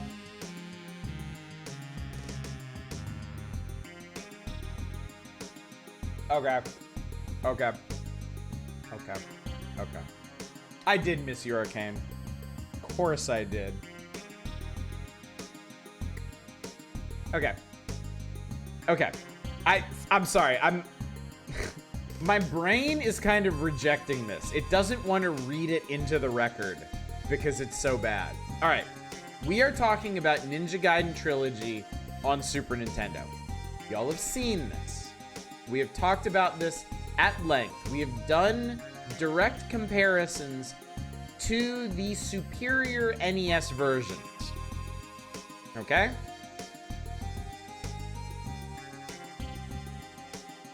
The games are virtually perfect duplications of the original 8-bit games. Enhancements to the sound and graphics are hardly noticeable, and we couldn't find any new hidden secrets.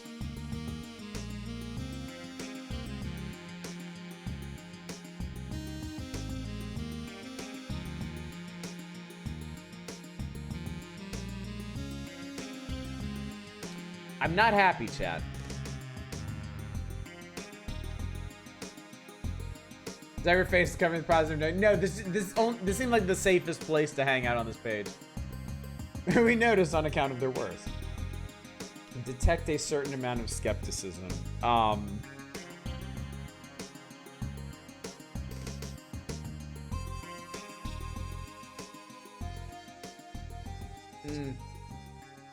The gameplay and stage layouts are as close to the original games as you get short of dragging out your old NES, and can be seen both good and bad. Good because the original games were great action games. Bad because there's nothing new and no surprises. For gameplay itself, where you runs, climbs, and jumps, picks up power-ups. This is definitely a game for players who haven't played Ninja Gaiden at all or want the complete collection. Positives: great action, game design, challenging, passwords. Passwords? Oh, this has password support. I didn't even realize. Minuses: the original controller setup seems a bit awkward on the Super NES controller. No new features except for the passwords. Graphics don't live up to current Super NES standards. Okay. I have to do this, chat. We gotta go back in. I have to reaffirm. That I am not insane, and this really does suck shit.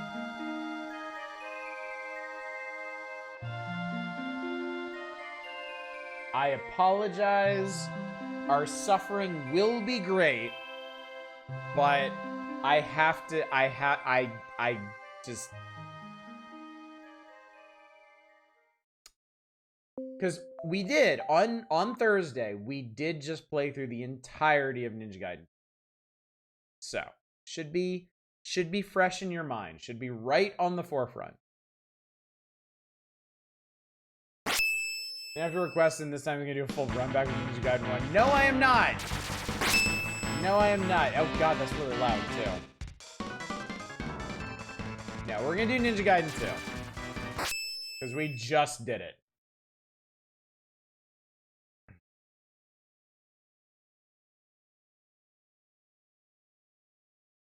Suffering will continue until morale improves.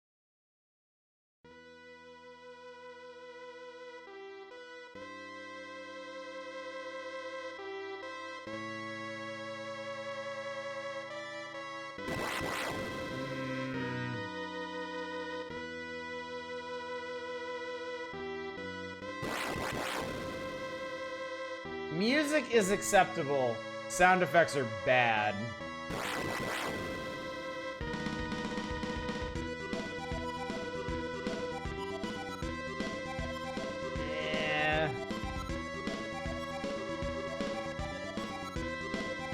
Kind of like the font. The font's a bit easier on the eyes.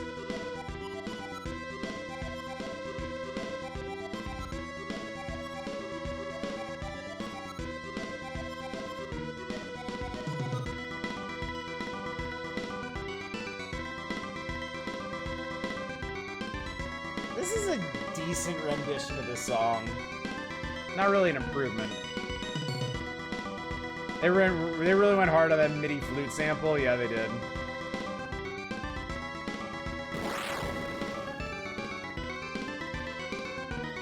They had a party flute.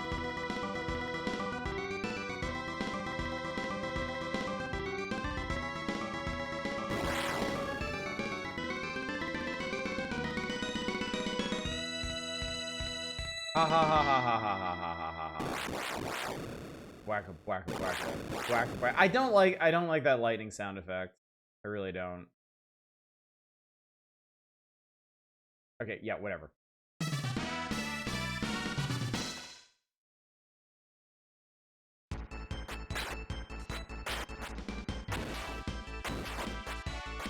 Yeah, I really do not like the music in this.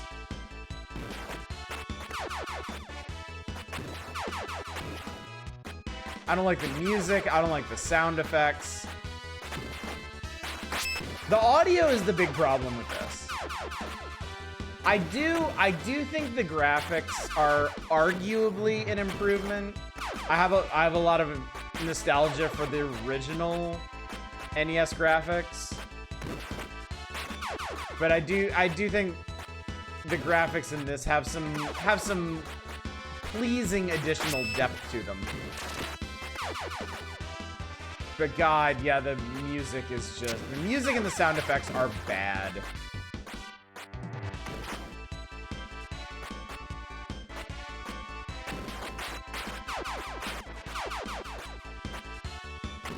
Play action is the same? Yeah, more or less. I mean, the first stage, there's not really a whole lot to do. I'll get a better feel in the second stage. The sound of picking up power-ups is awful.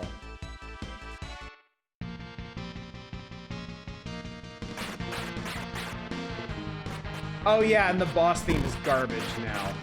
They completely fucked up the boss theme. Listen to that.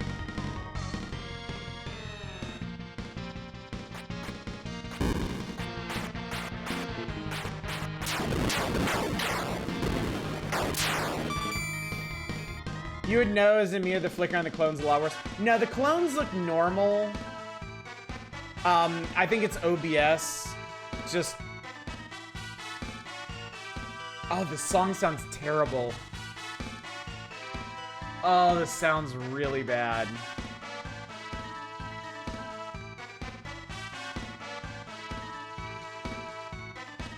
The cutscenes do look better. Sorry, cinema scenes. Yeah, my position is the graphics look a bit better. It's easier to make out what things are. I mean, that guy looks pretty fucking gross, and that's cool. I'm on board with that. But then, like, just all of the audio is terrible. Sorry, we're moving on.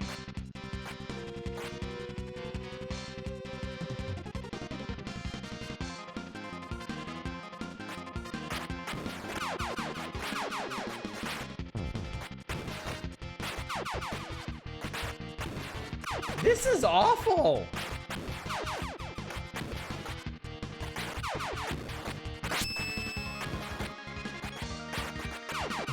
Like, there's just enough of the original song in here to know that they butchered it.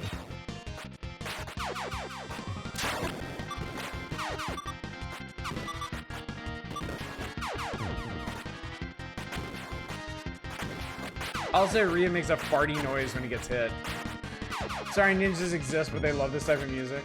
Look what they did to my boy.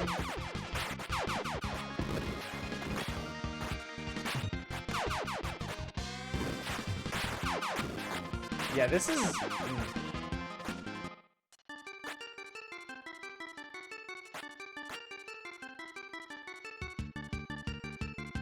This actually sounds pretty close.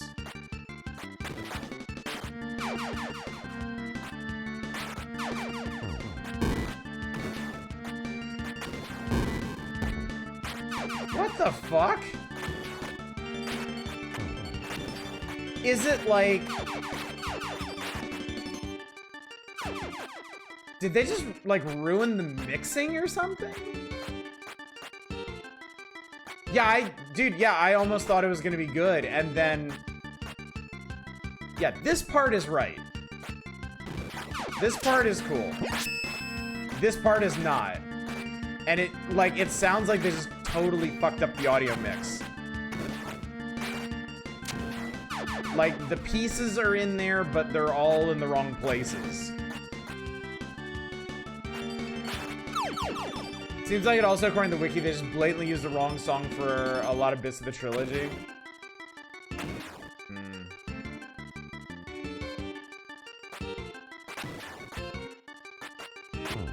Ow, bird. Boss theme in this is meant to be 5-1. Oh. Did we actually get this far last time? I'm trying to remember if we actually dealt with that or not.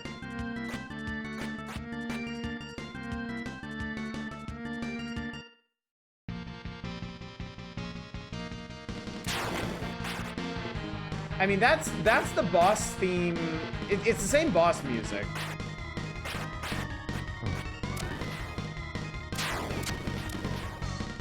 I can't hit this guy. And now I'm out. Great.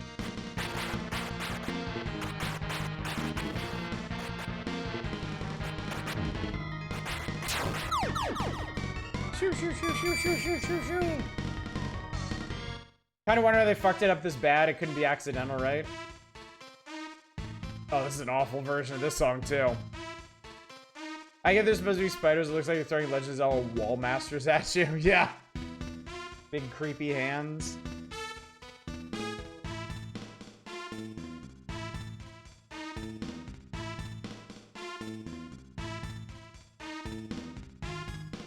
Yeah, we throw spiders at you. Is this where we get the big sweeping look at the Tower of Laja? Yes, it is. Okay.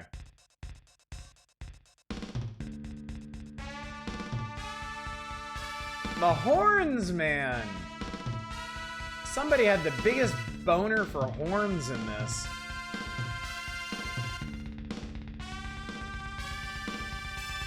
I mean, that still looks good, at least.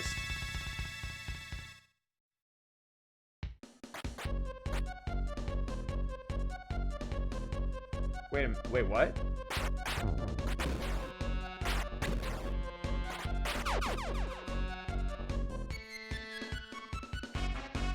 What the fuck?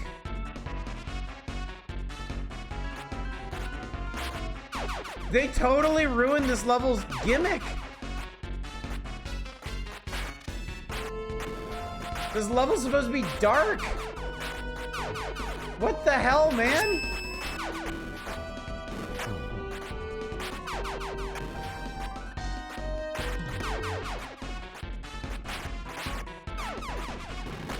Yeah, if you've never seen Ninja Gaiden 2, this level's supposed to be pitch black, and you're supposed to navigate it by way of lightning flashes. But for the Super NES version, they just forgot.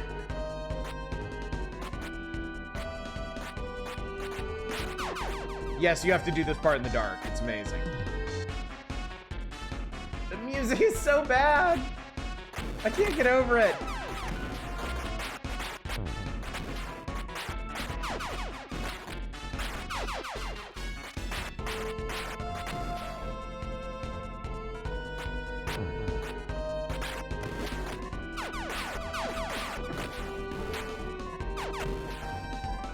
Hell of it is, you know, the music remaster got super proud of how he was upgrading all the instrumentation.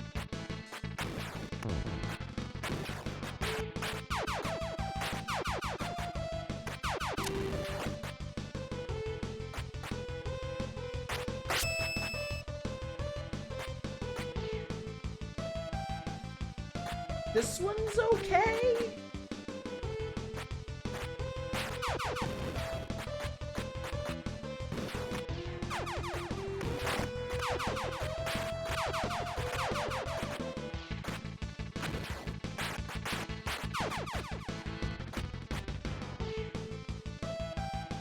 Sorry, chat. I'm not gonna spend all night playing Ninja Gaiden 2 again. I promise.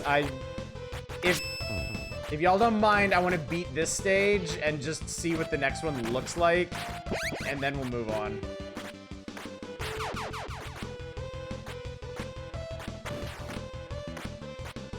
Bird. That sounds like if you put a Mega Man X level theme through a washing machine now, but it's not as bad as it could be. Yeah, this is like of all the music we've heard in this so far, this is probably the closest to the original. Which, again, it's all we want, man. It's not that fucking complicated. We're finished way early anyway, it's fine. This guy's bunny ears. Never noticed that.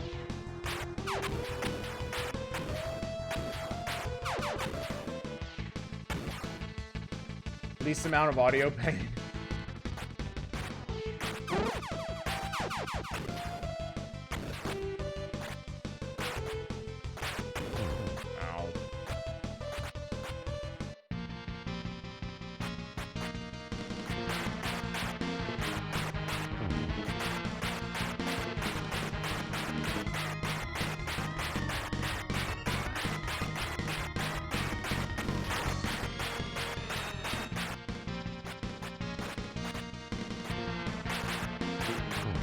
Shit.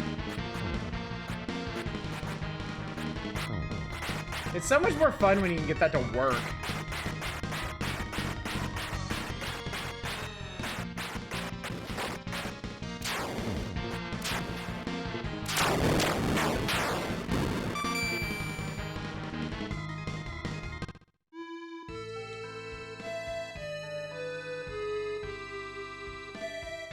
Irene properly looks like an 80s anime character now.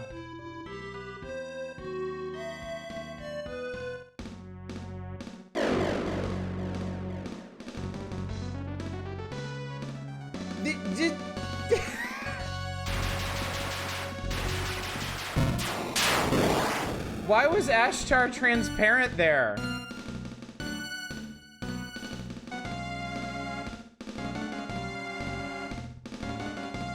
Like, even the NES got that part right.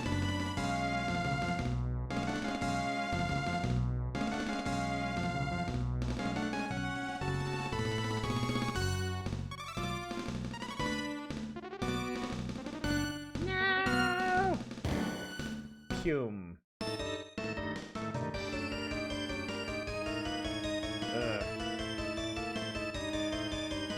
Another audio atrocity. Keep giggling Ryu's face, the nose crease being a tiny. I know! It looks like Ryu's face is like super pinched and he has like a little tiny mouth where his nose should be. It's so funny. Cutscene before the final boss and once the entire screen, all the text flicker due to a glitch. Yeah, I think ultimately this was just really badly ported.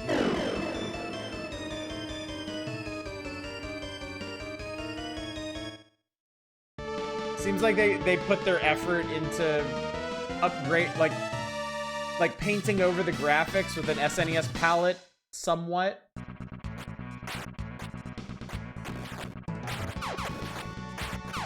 But not actually making sure anything else worked right.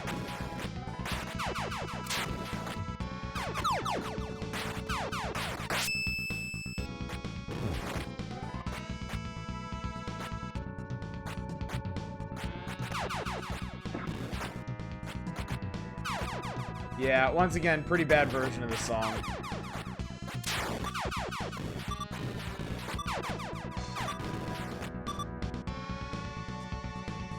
Alright, chat, I'm done. I've had my fun. I made myself sad.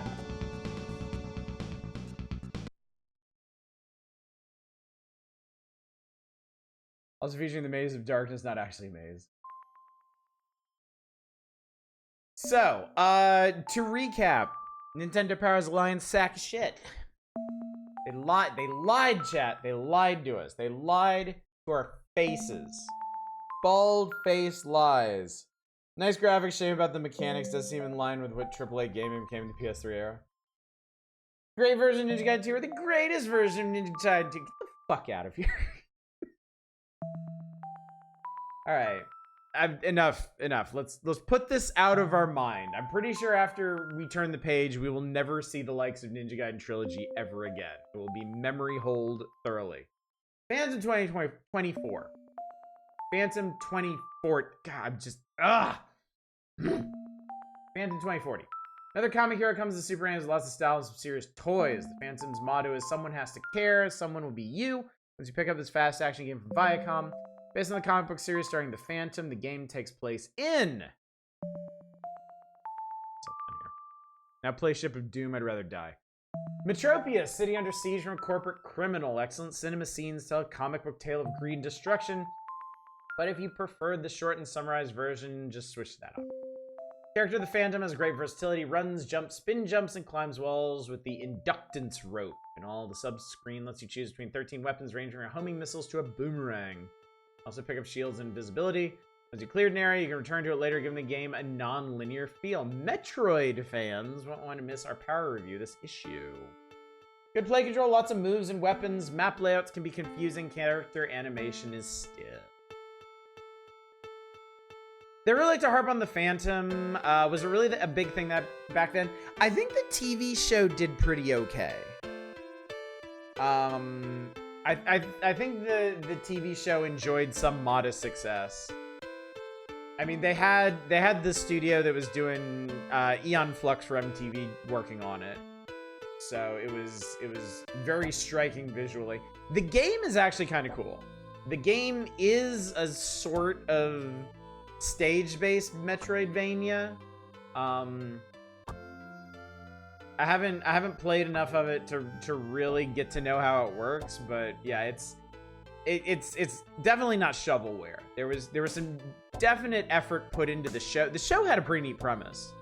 I watched a fair bit of it when I was a kid. I liked it. And yeah, the game shows some promise. Seeing you play a man is hard to press play. No, I wouldn't say it's impressive. Certainly. I think it has potential. More so than, well, a lot of the stuff that we play around here. A Stridervania? Yeah, like a Stridervania, yeah. This is you kind of sucked for games. Well, the big one out of this one was Chrono Trigger, and we're not playing it yet. So you set Chrono Trigger. Okay, I'm gonna skip ahead to the head-to-head here. Skip Chrono Trigger. What do we got to choose from this month? Galactic Pinball, Mario Clash, Mario Tennis, and Tellero Boxer on Virtual Boy. Ninja Gaiden Trilogy, Phantom 2040, and Secret of the Stars. Only one of those games is even passable. And then on Game Boy, Asteroids and Missile Command, Centipede and Millipede, Earthworm Jim, Judge Dredd, Street Fighter 2. All just either pointless or bad Game Boy ports. And then Bronkie the Bronchiosaurus. I mean, come on. Apparently the show got great reviews at the time, but it only lasted 35 episodes. It's only a third of the way of syndication. But like 4 seasons of a modern show, yeah. Yeah, I don't know the inner workings of it. I don't remember there was a Secret Galaxy episode about Phantom 2040 yet. I know they just did one about Captain N that I've got saved. I wanna watch that sometime soon. But yeah. Yeah, I don't know. I don't know the inside baseball on Phantom 2040, but I think it had all the hallmarks of a big hit at the time. I think people were pretty confident it was going to do well. Maybe it just didn't do well enough. All right, Secret of the Stars, good old Tecmo. At one time, Tecmo contemplated calling this Tecmo Super RPG. That should tell you something. Secret of the Stars is a generic RPG that borrows heavily from previous games, including the Final Fantasy and Dragon Warrior series. The story involves a long and perilous search for the crest of the stars. Along the way, you'll fight monsters, find items, visit towns, equip yourself with better weapons and armor, and then do it all again and again. That's the central pattern in most RPGs, and Secret of the Stars doesn't deviate from it by so much as an inch. For those RPG fans who can't get enough of their favorite style of game, Secret of the Stars may be worth the investment in time, but many players will find the graphics and gameplay to be a step backward from the standards set by Final Fantasy III, what we now know as Final Fantasy VI, and the upcoming Chrono Trigger. Plus side, a long game, more than 50 hours, lots of hidden items. Minus side, nothing new. Simple graphics that would look at home on the NES. They were pretty scathing towards this one. Yeah, if even Nintendo Power is being this negative, you gotta expect the worst. Yeah, pretty rough. Pretty rough. Arcane, here you go.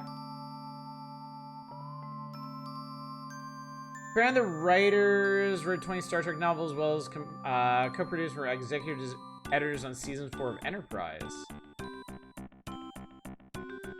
I know the season is it. Okay, so I never watched Enterprise. I only know it by reputation, but by all accounts,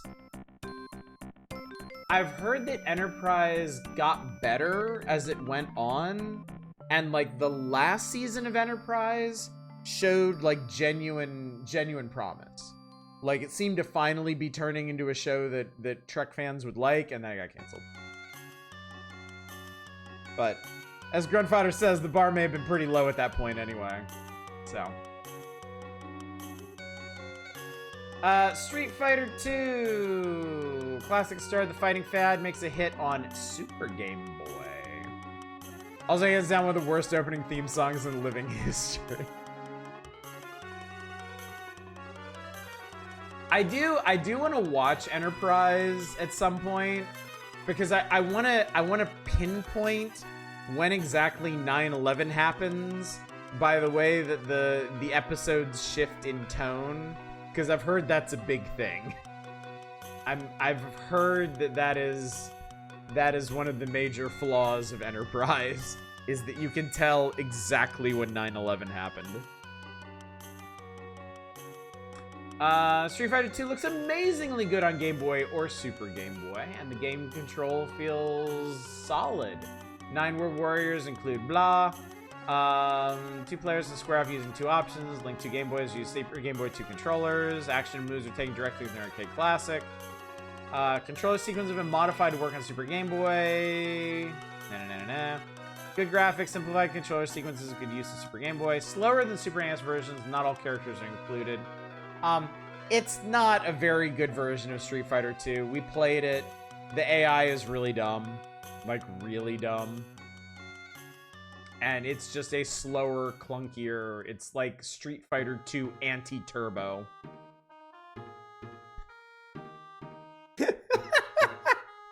You can tell exactly when 9/11 happened. Yeah. Happened on 9/11 audition. Not affecting Nintendo awkwardly. They haven't released Advance Wars on September 10th. Yeah. Worth checking out. Just, I don't need to tell you to buttress expectations. The only episode of Enterprise I ever saw as a kid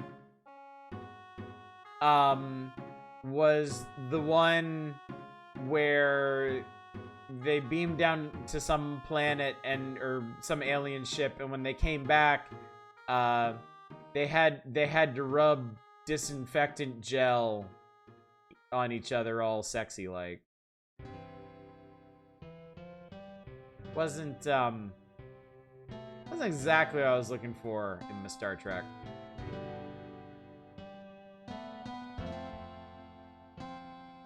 These are Street Fighter 2 made an effort of having a head-to-head mode. True. Microsoft having to release an entry of Microsoft Flight Sim on September 12th. Ouch. If you ever think you're mega fucked, yeah. Alright, last but not least, Teller Boxer. The boxing game of the future is here today on Virtual Boy. Teller Boxer takes you in your futuristic boxing match against robots and people who are powered up in their cyber suits. First-person perspective gives you a view of your opponent from the waist up. You can also see your gloves in front of you. Gameplay feels a lot like Super Punch-Out. You can dodge to either side, hit high or low, block and use special moves. Learning how to outwit the computer opponents can be challenging since the action is fast and the AI is unpredictable.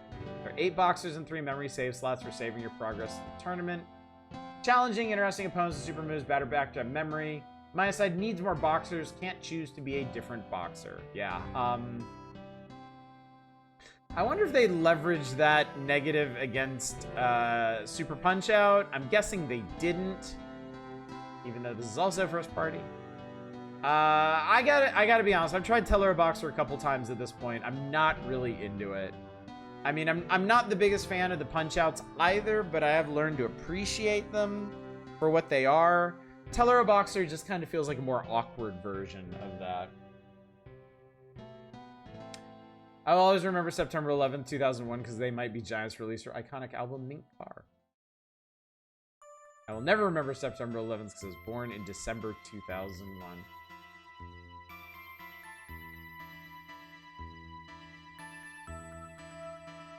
I kind of feel for you having no memory of a pre-9/11 world. It really did fuck everything up.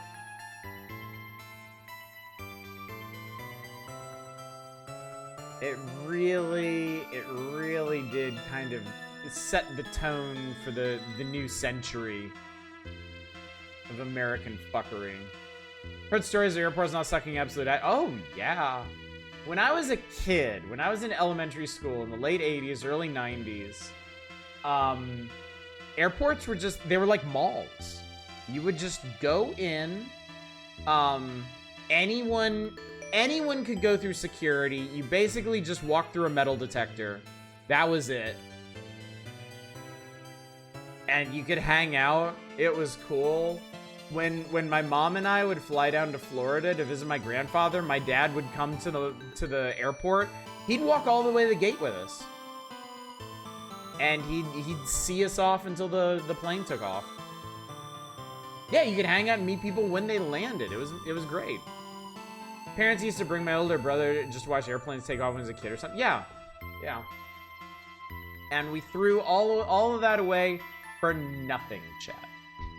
For absolutely nothing. All that bullshit rigmarole they make you go through at the airport does not make you one whit safer.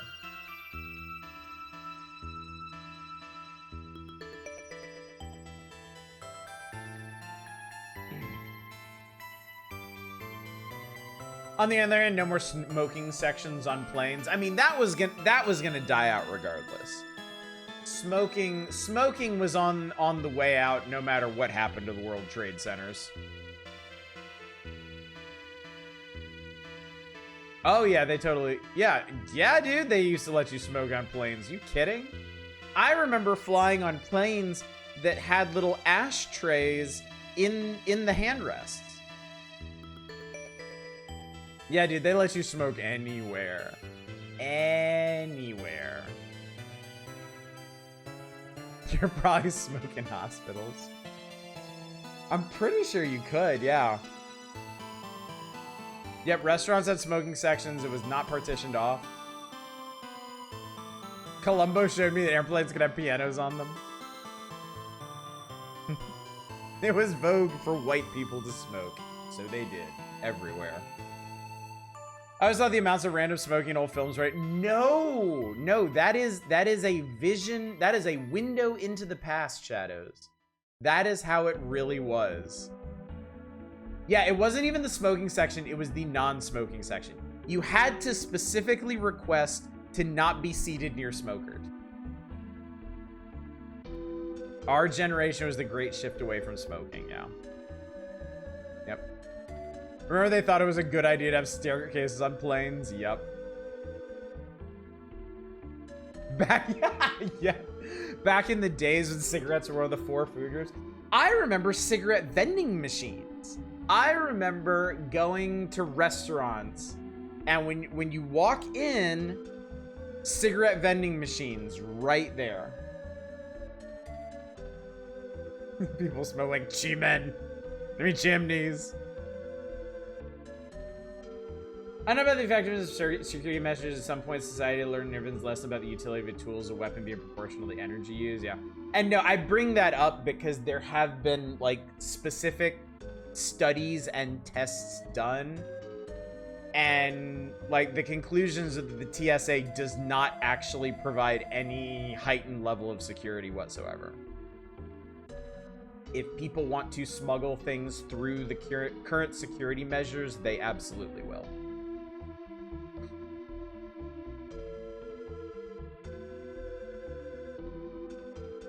So if you had asthma, would society like go fuck yourself? Yes, absolutely. Yeah. I mean, it was...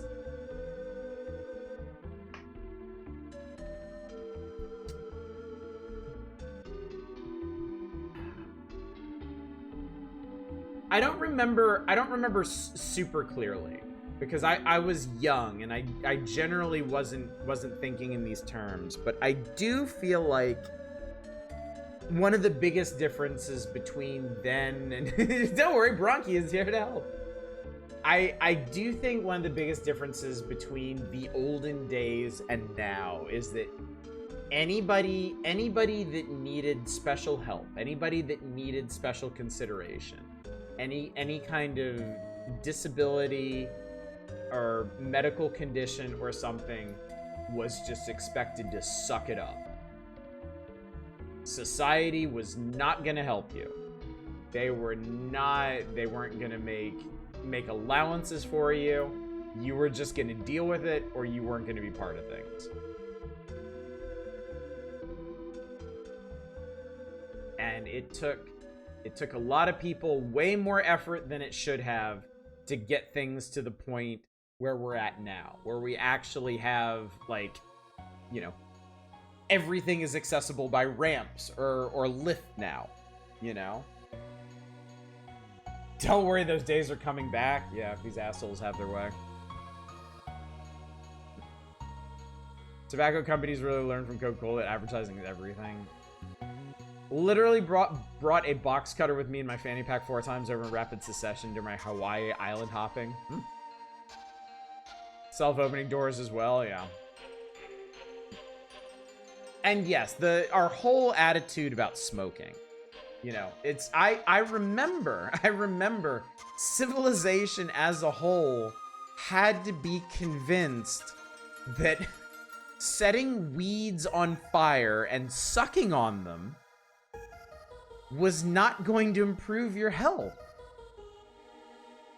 People had to have it explained to them very slowly, very intently, over the course of many years, that there is a reason why smokers die from lung cancer en masse.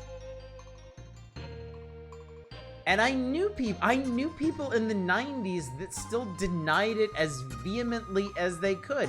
They're dead now, by the way.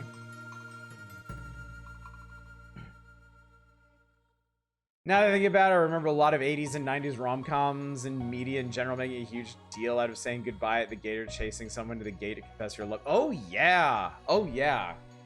That was the climax of so many, like, romance films. To be fair, they absorbed quite a lot of lead by that point. This food I mean is probably killing me slowly, but there are degrees to these things, okay? Yeah, ultra processed foods are like wasting away our bodies little by little, but they don't hold a candle, which is a funny turn of phrase, to what nicotine does to your lungs.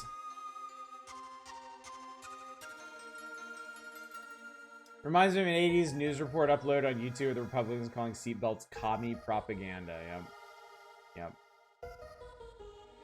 Yeah, like to drink alcohol is literally poisoning yourself just enough to start losing cognition. The microplastics will save us from all that secondhand smoke. I remember going out to a restaurant with my mom and a friend. Smoking had been banned in restaurants by this time, so mom lit up as soon as we stepped outside. Cars parked next to a payphone. The breeze was blowing smoke right in a guy's face. He tells the person on the phone he had to go. Someone was blowing smoke in his face. Mom nearly got into a fist fight because it was bad enough she couldn't smoke inside anymore. How dare he make comments outside? Wow.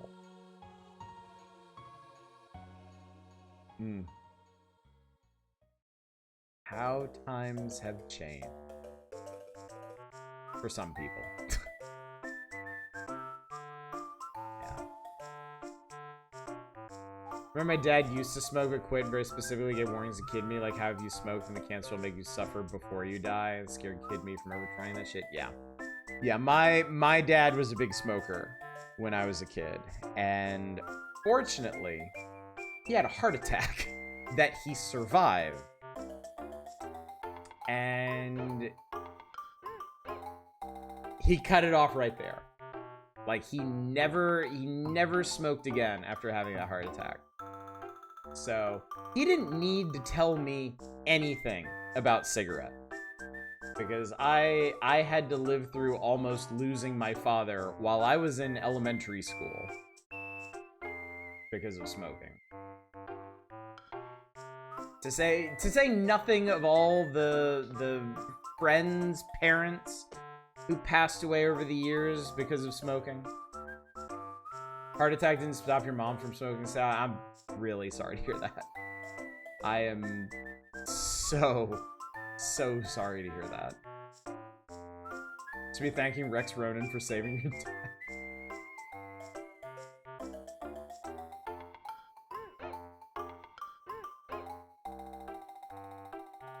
Dad only successfully quit smoking, was put on oxygen. Yeah. One of my grandparents was the same. He stopped smoking when he physically couldn't because he was hooked up to machines. Dad finally quit tobacco when mom got really sick. Mother stopped both cigarettes and weed when she first learned about that. Oh, that's good. That is a very good time for that. Jen are all slowly gonna kill themselves from... Oh, God, vaping. Vaping is infuriating. It is so infuriating that society successfully campaigned on tamping down smoking, and then just turned the blindest eye ever to the rise of vaping. Like, we have the playbook. We know what to do, and we just don't do it. So. But of course, we can say that about a lot of things at this point. At this point, we have proven, tested solutions to so many of society's ills that we're just too stupid or too stubborn to actually put into use. That and our online gambling addictions, yeah.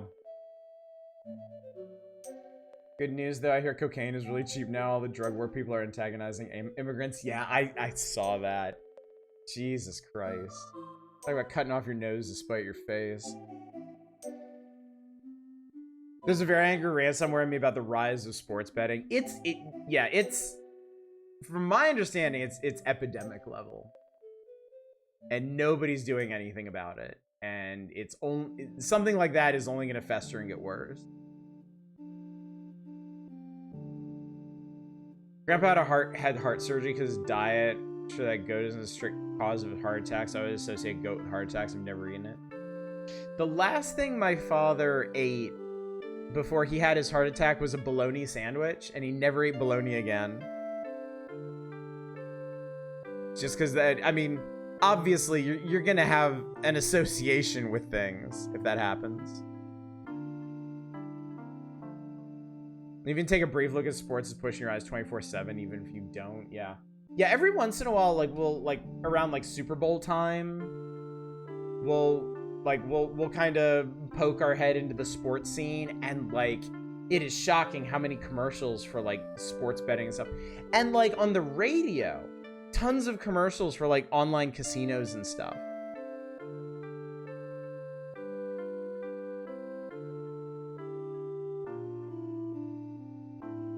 Thingy out fume looks like an e-cig, no nicotine or heat, just tube for the feel and the flavor packet. If it has no negative health effects, that might be pretty beneficial. Fried bologna is good once in a while. Sure, it's no good for you. Oh yeah. And the fucking announcers or mic stands are sponsored. AEW has constant DraftKings ads. Yeah. And there's really no hope for any kind of regulation or legislation to do anything about it. Not in our current climate. Trying to fucking watch you order a fucking screen covering sports betting ad mid-play. Just thinking to myself today before the stream, the US had no official defense against media manipulation, online misinformation. Things would be better if we just had those. I mean, we used to. We had things like the fairness doctrine. And guess what happened? The people who wanted to manipulate the media and spread misinformation got in positions where they could dismantle all those protections. Funny how that works.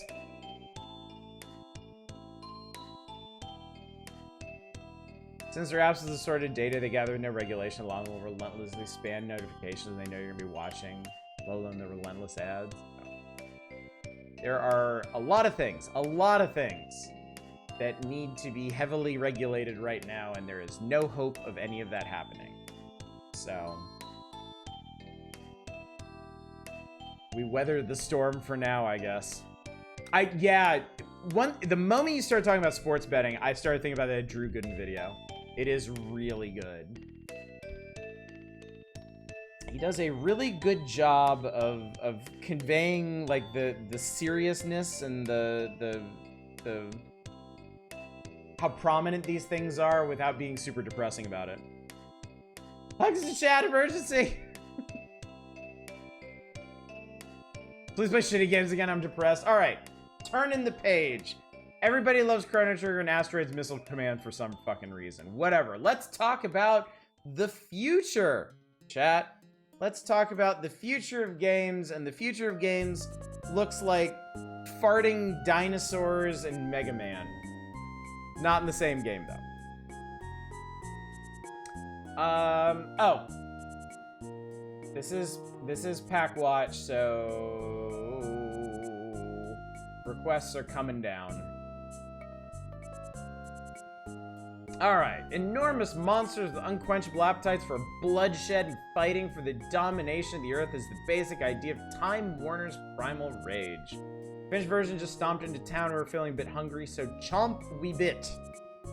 Super NES version faithfully recreates the look and action of the arcade game, Slash and Chew, using one of the following characters, blah blah. The idea of Primal Rage is pretty strange. Ancient gods in the form of dinosaurs and huge apes contest their power to rule we puny humans by battling each other in exotic locations. The cool part, of course, is that when you win, you get to eat your opponent. Good taste has nothing to do with it. Primal Rage in the arcade looks pretty good, although the fighting isn't nearly as complex or challenging as KI or MK3. I think that's accurate. I never actually played Primal Rage. But it didn't look as crazy combo-wise as either of those games. Primal Rage was pretty neat. 2 was interesting. I'm sad I remember Primal Rage being a guilty pleasure fighter for you. It's no orbs. I like the idea of ancient gods being in the form of dinosaurs. I do too. I like the premise of Primal Rage. I didn't love watching it because I think the ape that farts and pisses on their opponent was like in the meta, or just kids really like playing as him, and I wasn't into it. I wasn't into that gross shit, so yeah, I didn't enjoy watching Primal Rage in the arcade the same way I did Mortal Kombat. I loved watching Mortal Kombat in the arcade. I was not bold enough to play fighting games in the arcade, and I wasn't any good at them at the time either. But I loved watching the spectacle of a Mortal Kombat. I saw a lot of really cool shit in the arcade too. Like, I saw people get to like the secret characters like Reptile and Smoke and Jade and all that. That was really neat. I saw people like beat the arcade modes. Those piss kids wore Bart Simpson shirts at school. Oh, you know they did. You know they did. On the other hand, there's a weird appeal to the characters, and there's something different. Too bad they didn't get the Barney license. Pretty funny. Primal Rage should thump into your town in September, but the media blitz from Time Warner may begin long before that. Mortal Kombat has always been great for absurd secrets. I've always appreciated it for that, and I've always admired the Mortal Kombat games.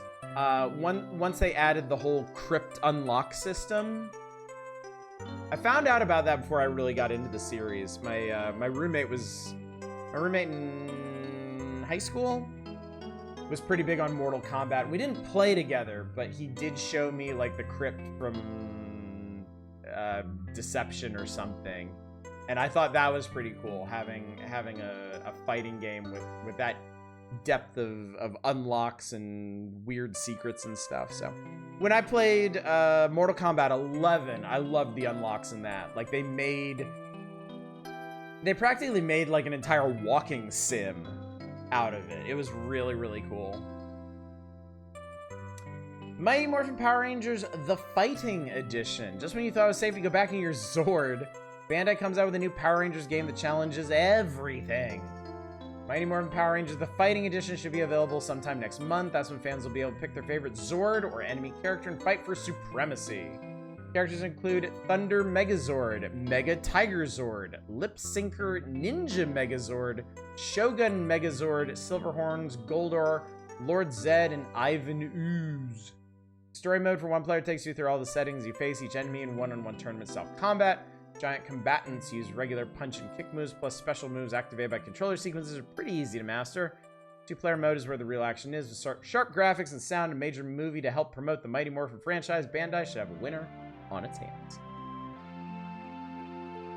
The fuck, Lord Zed never turned big? You're changing the canon! Mortal Kombat sometimes gives you tempted just because of things like that. Yeah, it's a neat franchise. It really is. But it's got some baggage. It doesn't really play like other fighting games, and Especially with the newer ones, you gotta have the stomach for it. Because it is pretty fucking gross. Was the Power Rangers Brawler really solid for some reason, or was that some other Sentai IP? Are you talking about this one? The Super NES one? I haven't played it yet, so I don't know. Upon reflection, I realized the Power Rangers has neat villain monster designs overall. Yeah. Even Goldar there is middling minion mid-boss from the show. Gold and purple and wings. Yeah. He almost looks like he should be in like the Egyptian mythological pantheon or something. Like some kind of like armored harpy gargoyle thing. He's a Manticore, yeah. Suit designers for Sentai and Kamen Rider are excellent. Zed is literally a guy missing his skin. Yeah. I always thought Lord Zed looked pretty cool. Alright, awesome news from Capcom USA. Capcom has acknowledged that the Super NES continues to be the choice video game system of players. As a result, the 2 games previously dropped from Capcom's schedule have been reinstated along with 2 new titles. Mega Man 7 and Breath of Fire 2 should come out first, probably by October. Mega Man X3 and Marvel's Super Heroes, a working title, will be released later in the fall. As for Mega Man 7, Dr. Wily is so cunning that he planned for his own eventual capture at the hands of Mega Man and prepared elaborate escape with the help of his robots. Who could have seen this coming, chat? As the game begins, the Blue Bomber finds himself in his trusty mechanical mutt Rush back on the trail. There he meets his alter ego in a pair called Bass and Treble, sort of punk version of Mega Man and Rush, who have been fighting Dr. Wily while Mega Man was gone. The first 4 enemies include Cloudman, Freezeman, Junkman, and Burstman. Mega Man 7 faces every sort of mechanical menace from cockroaches to polar bears. As usual, you can choose which stage to enter. Mega Man 7 is not great. It is okay. It looks really good, but it is definitely not one of the better Mega Man games overall. I've beaten it once, I think. Fun fact, the person behind that rad as fuck Gothic Zelda Link to the Past art and Nintendo Power did a ton of creature designs for those shows. No kidding, that's cool. That's pretty cool. What else we got going on? Killer Instinct on Game Boy. Oh my god, no thank you. Madden 96 on Game Boy. George Foreman on Game Boy. And Real Monsters. Viacom's upcoming Real Monsters game is based on the Nickelodeon cartoon featuring Ickis, Oblina, and Crumb in a platform-type action game that makes use of all 3 characters at the same time. 3 young monsters set off on the pursuit of some delightfully tasty tidbits of trash for the midterm exams of the Monster Academy. Like the 3 heroes in the Lost Vikings, the monsters must work together to accomplish a task like reaching new heights by climbing the shoulders of their pals. Graphics and music are showcase stuff for Viacom. The play control is generally good too. Cool. So you have Power Rangers. Their opening theme is awesome. Back when I messed with soundboards, I put the first 8 seconds of it. I like to play that right before the fight in some multiplayer games. Nice. Primal, loving the Primal Rage art in the background. It is kind of cool, yeah. 7's alright. I think Mega Man Spray is too big, and a lot of 7's cool ideas were done better in Mega Man X and Mega Man 8. Yeah. Yeah, the main problem with Mega Man 7 is it's too zoomed in. It's like Mega Man 7 is like playing with Game Boy proportions. And in some ways, even worse. George Foreman has a Game Boy hot dog chicken breast grill game. Now that I'd be down for. A George Foreman cook serve delicious style joint. Yeah, sign my ass up. Waterworld. All right, we got Waterworld from Ocean. I still can't get over that. That's really funny. Coming to the Super Nintendo. Theme Park. Did that come out? Did they actually port Theme Park to Super Nintendo? They didn't, did they? That had to be canceled. Because they're trying to be too hard to demonstrate what the SNES can do for sprite art and damage the entire pace of. Yeah, I totally agree. And it's entirely unnecessary because Mega Man X and X2 did that already.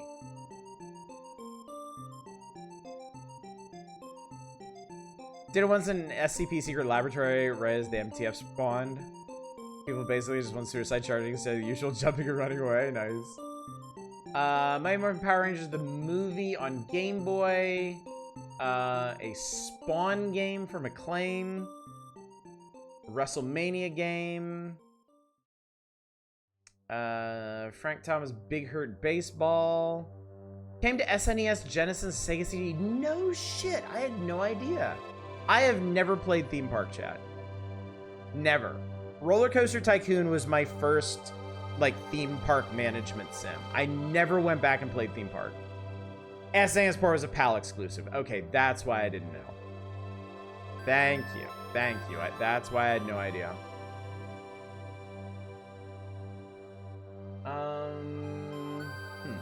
Flights of Fantasy, an independent television program that showcases Nintendo video games have been on the air for the last 2 years, although you may not heard of it. Bi-weekly TV shows produced for satellite distribution means the only way for many people to receive it is direct via satellite. In New York City, a public access channel airs the show, and about 50 cable stations pick it up elsewhere around the country. Producers of FOF hope to have a cable affiliation before long. If you get the chance to tune in, George Wood and Tom Allen, the creators of Flights, are big fans of Super NES and the Nintendo Ultra 64. They've aired some fantastic footage from Angel Studios, Silicon Graphics, and other Dream Team partners that tantalize the imagination. Music? What happened?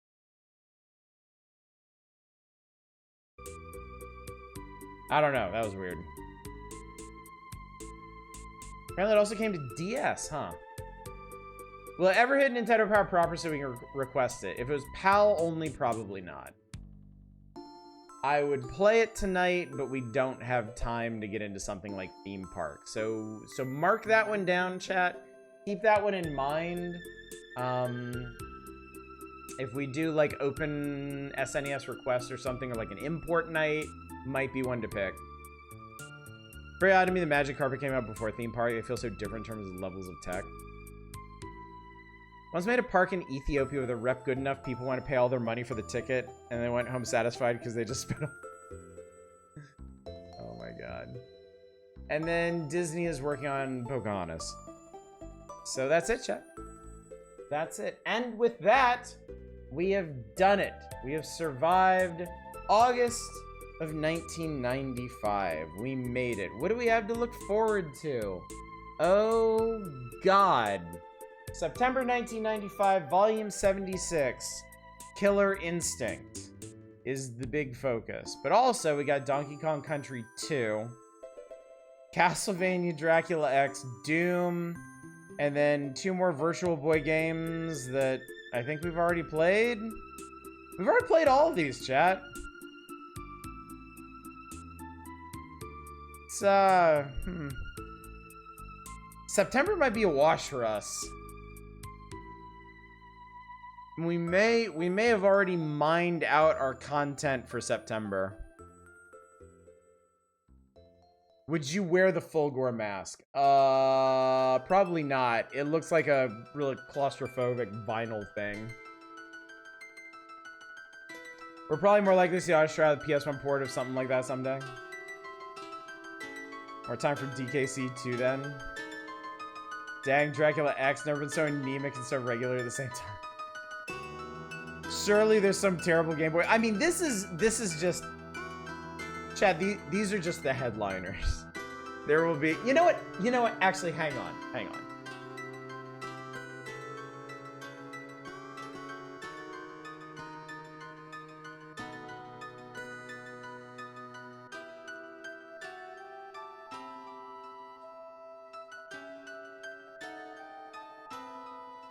I'm gonna go ahead and check. I'm gonna go ahead and peek. I'm gonna cheat, chat. Looking ahead. It is... What do we got here? There is other stuff.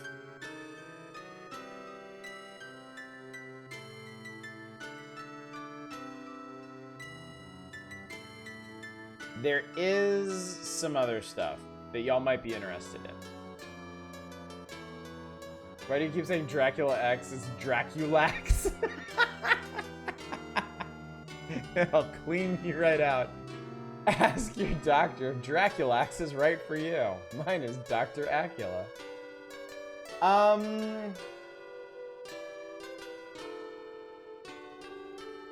That being said, we could maybe speedrun the next issue.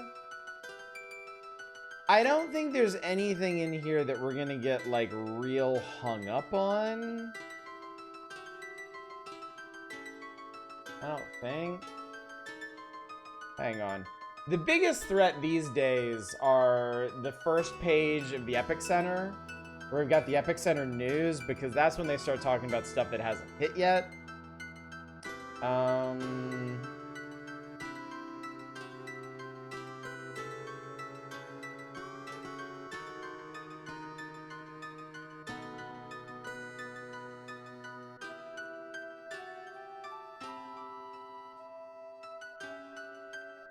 I think, yeah. I think we're gonna be okay. We may be able to speed through this next one. But we'll know more when we start it next week, chat. So, that's it. We did it.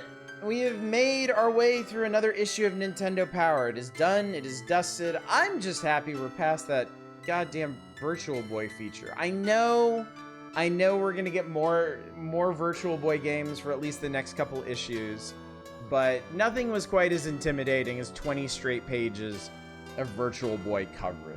I feel a weight has been lifted from my soul getting past that. So, schedule. One more schedule reminder before we sign off for the weekend, chat. Tomorrow night, nothing. No stream on Sunday. I ain't making up no streams. I ain't doing nothing. Don't show up here tomorrow night. You will not be entertained. As if that's different from normal. Monday, we are starting a new game. We are going back to a franchise, a series that I said we were going to continue. We are finally continuing it. It is happening. That'll be Monday, Tuesday, Wednesday. Thursday, we'll be back here for the Power Hours and September of 1995. And we'll see how it goes. Maybe we can speedrun it. Maybe I'll get feisty with some of these unexpected games on here. And then next Friday is the September Community Night. It gets so confusing with when the Nintendo Power months overlap with the real world months. Yeah, we're gonna be doing the September 1995 issue at the end of September 2025. So we're exactly 30 years in the future, chat. It's kind of crazy. But yeah, Community Night next Friday. We're gonna be doing Sage Expo games. Get in Discord, look at the Community Night channel for all the details and submissions and stuff. Then wake me when September ends. Yeah, someday, Eva. Someday you'll catch me in the right mood and I'll just spill the beans. But it's not tonight. You want to know what we're doing on Monday? You gotta show up. So, let's go find somebody to raid. Let us raid out tonight, chat. Oh, I see lots of people up. Alright, I'm going to hit up Ios tonight. She is doing UFO 50. Haven't seen anybody doing this in a hot minute, and I know y'all are fans, so yeah. Let's do it. Anyway, gang, thank you so much for coming out tonight. Thank you for joining me for the swan song of August 1995 in Nintendo Power. I made myself really mad playing Nintendo Gaiden Trilogy again, so yeah, it was a good night. We accomplished what we came here to do, I think. So hopefully you had a good time, and hopefully I will see you on Monday for the start of something momentous. Until then, as always, y'all take care. Bye, everybody.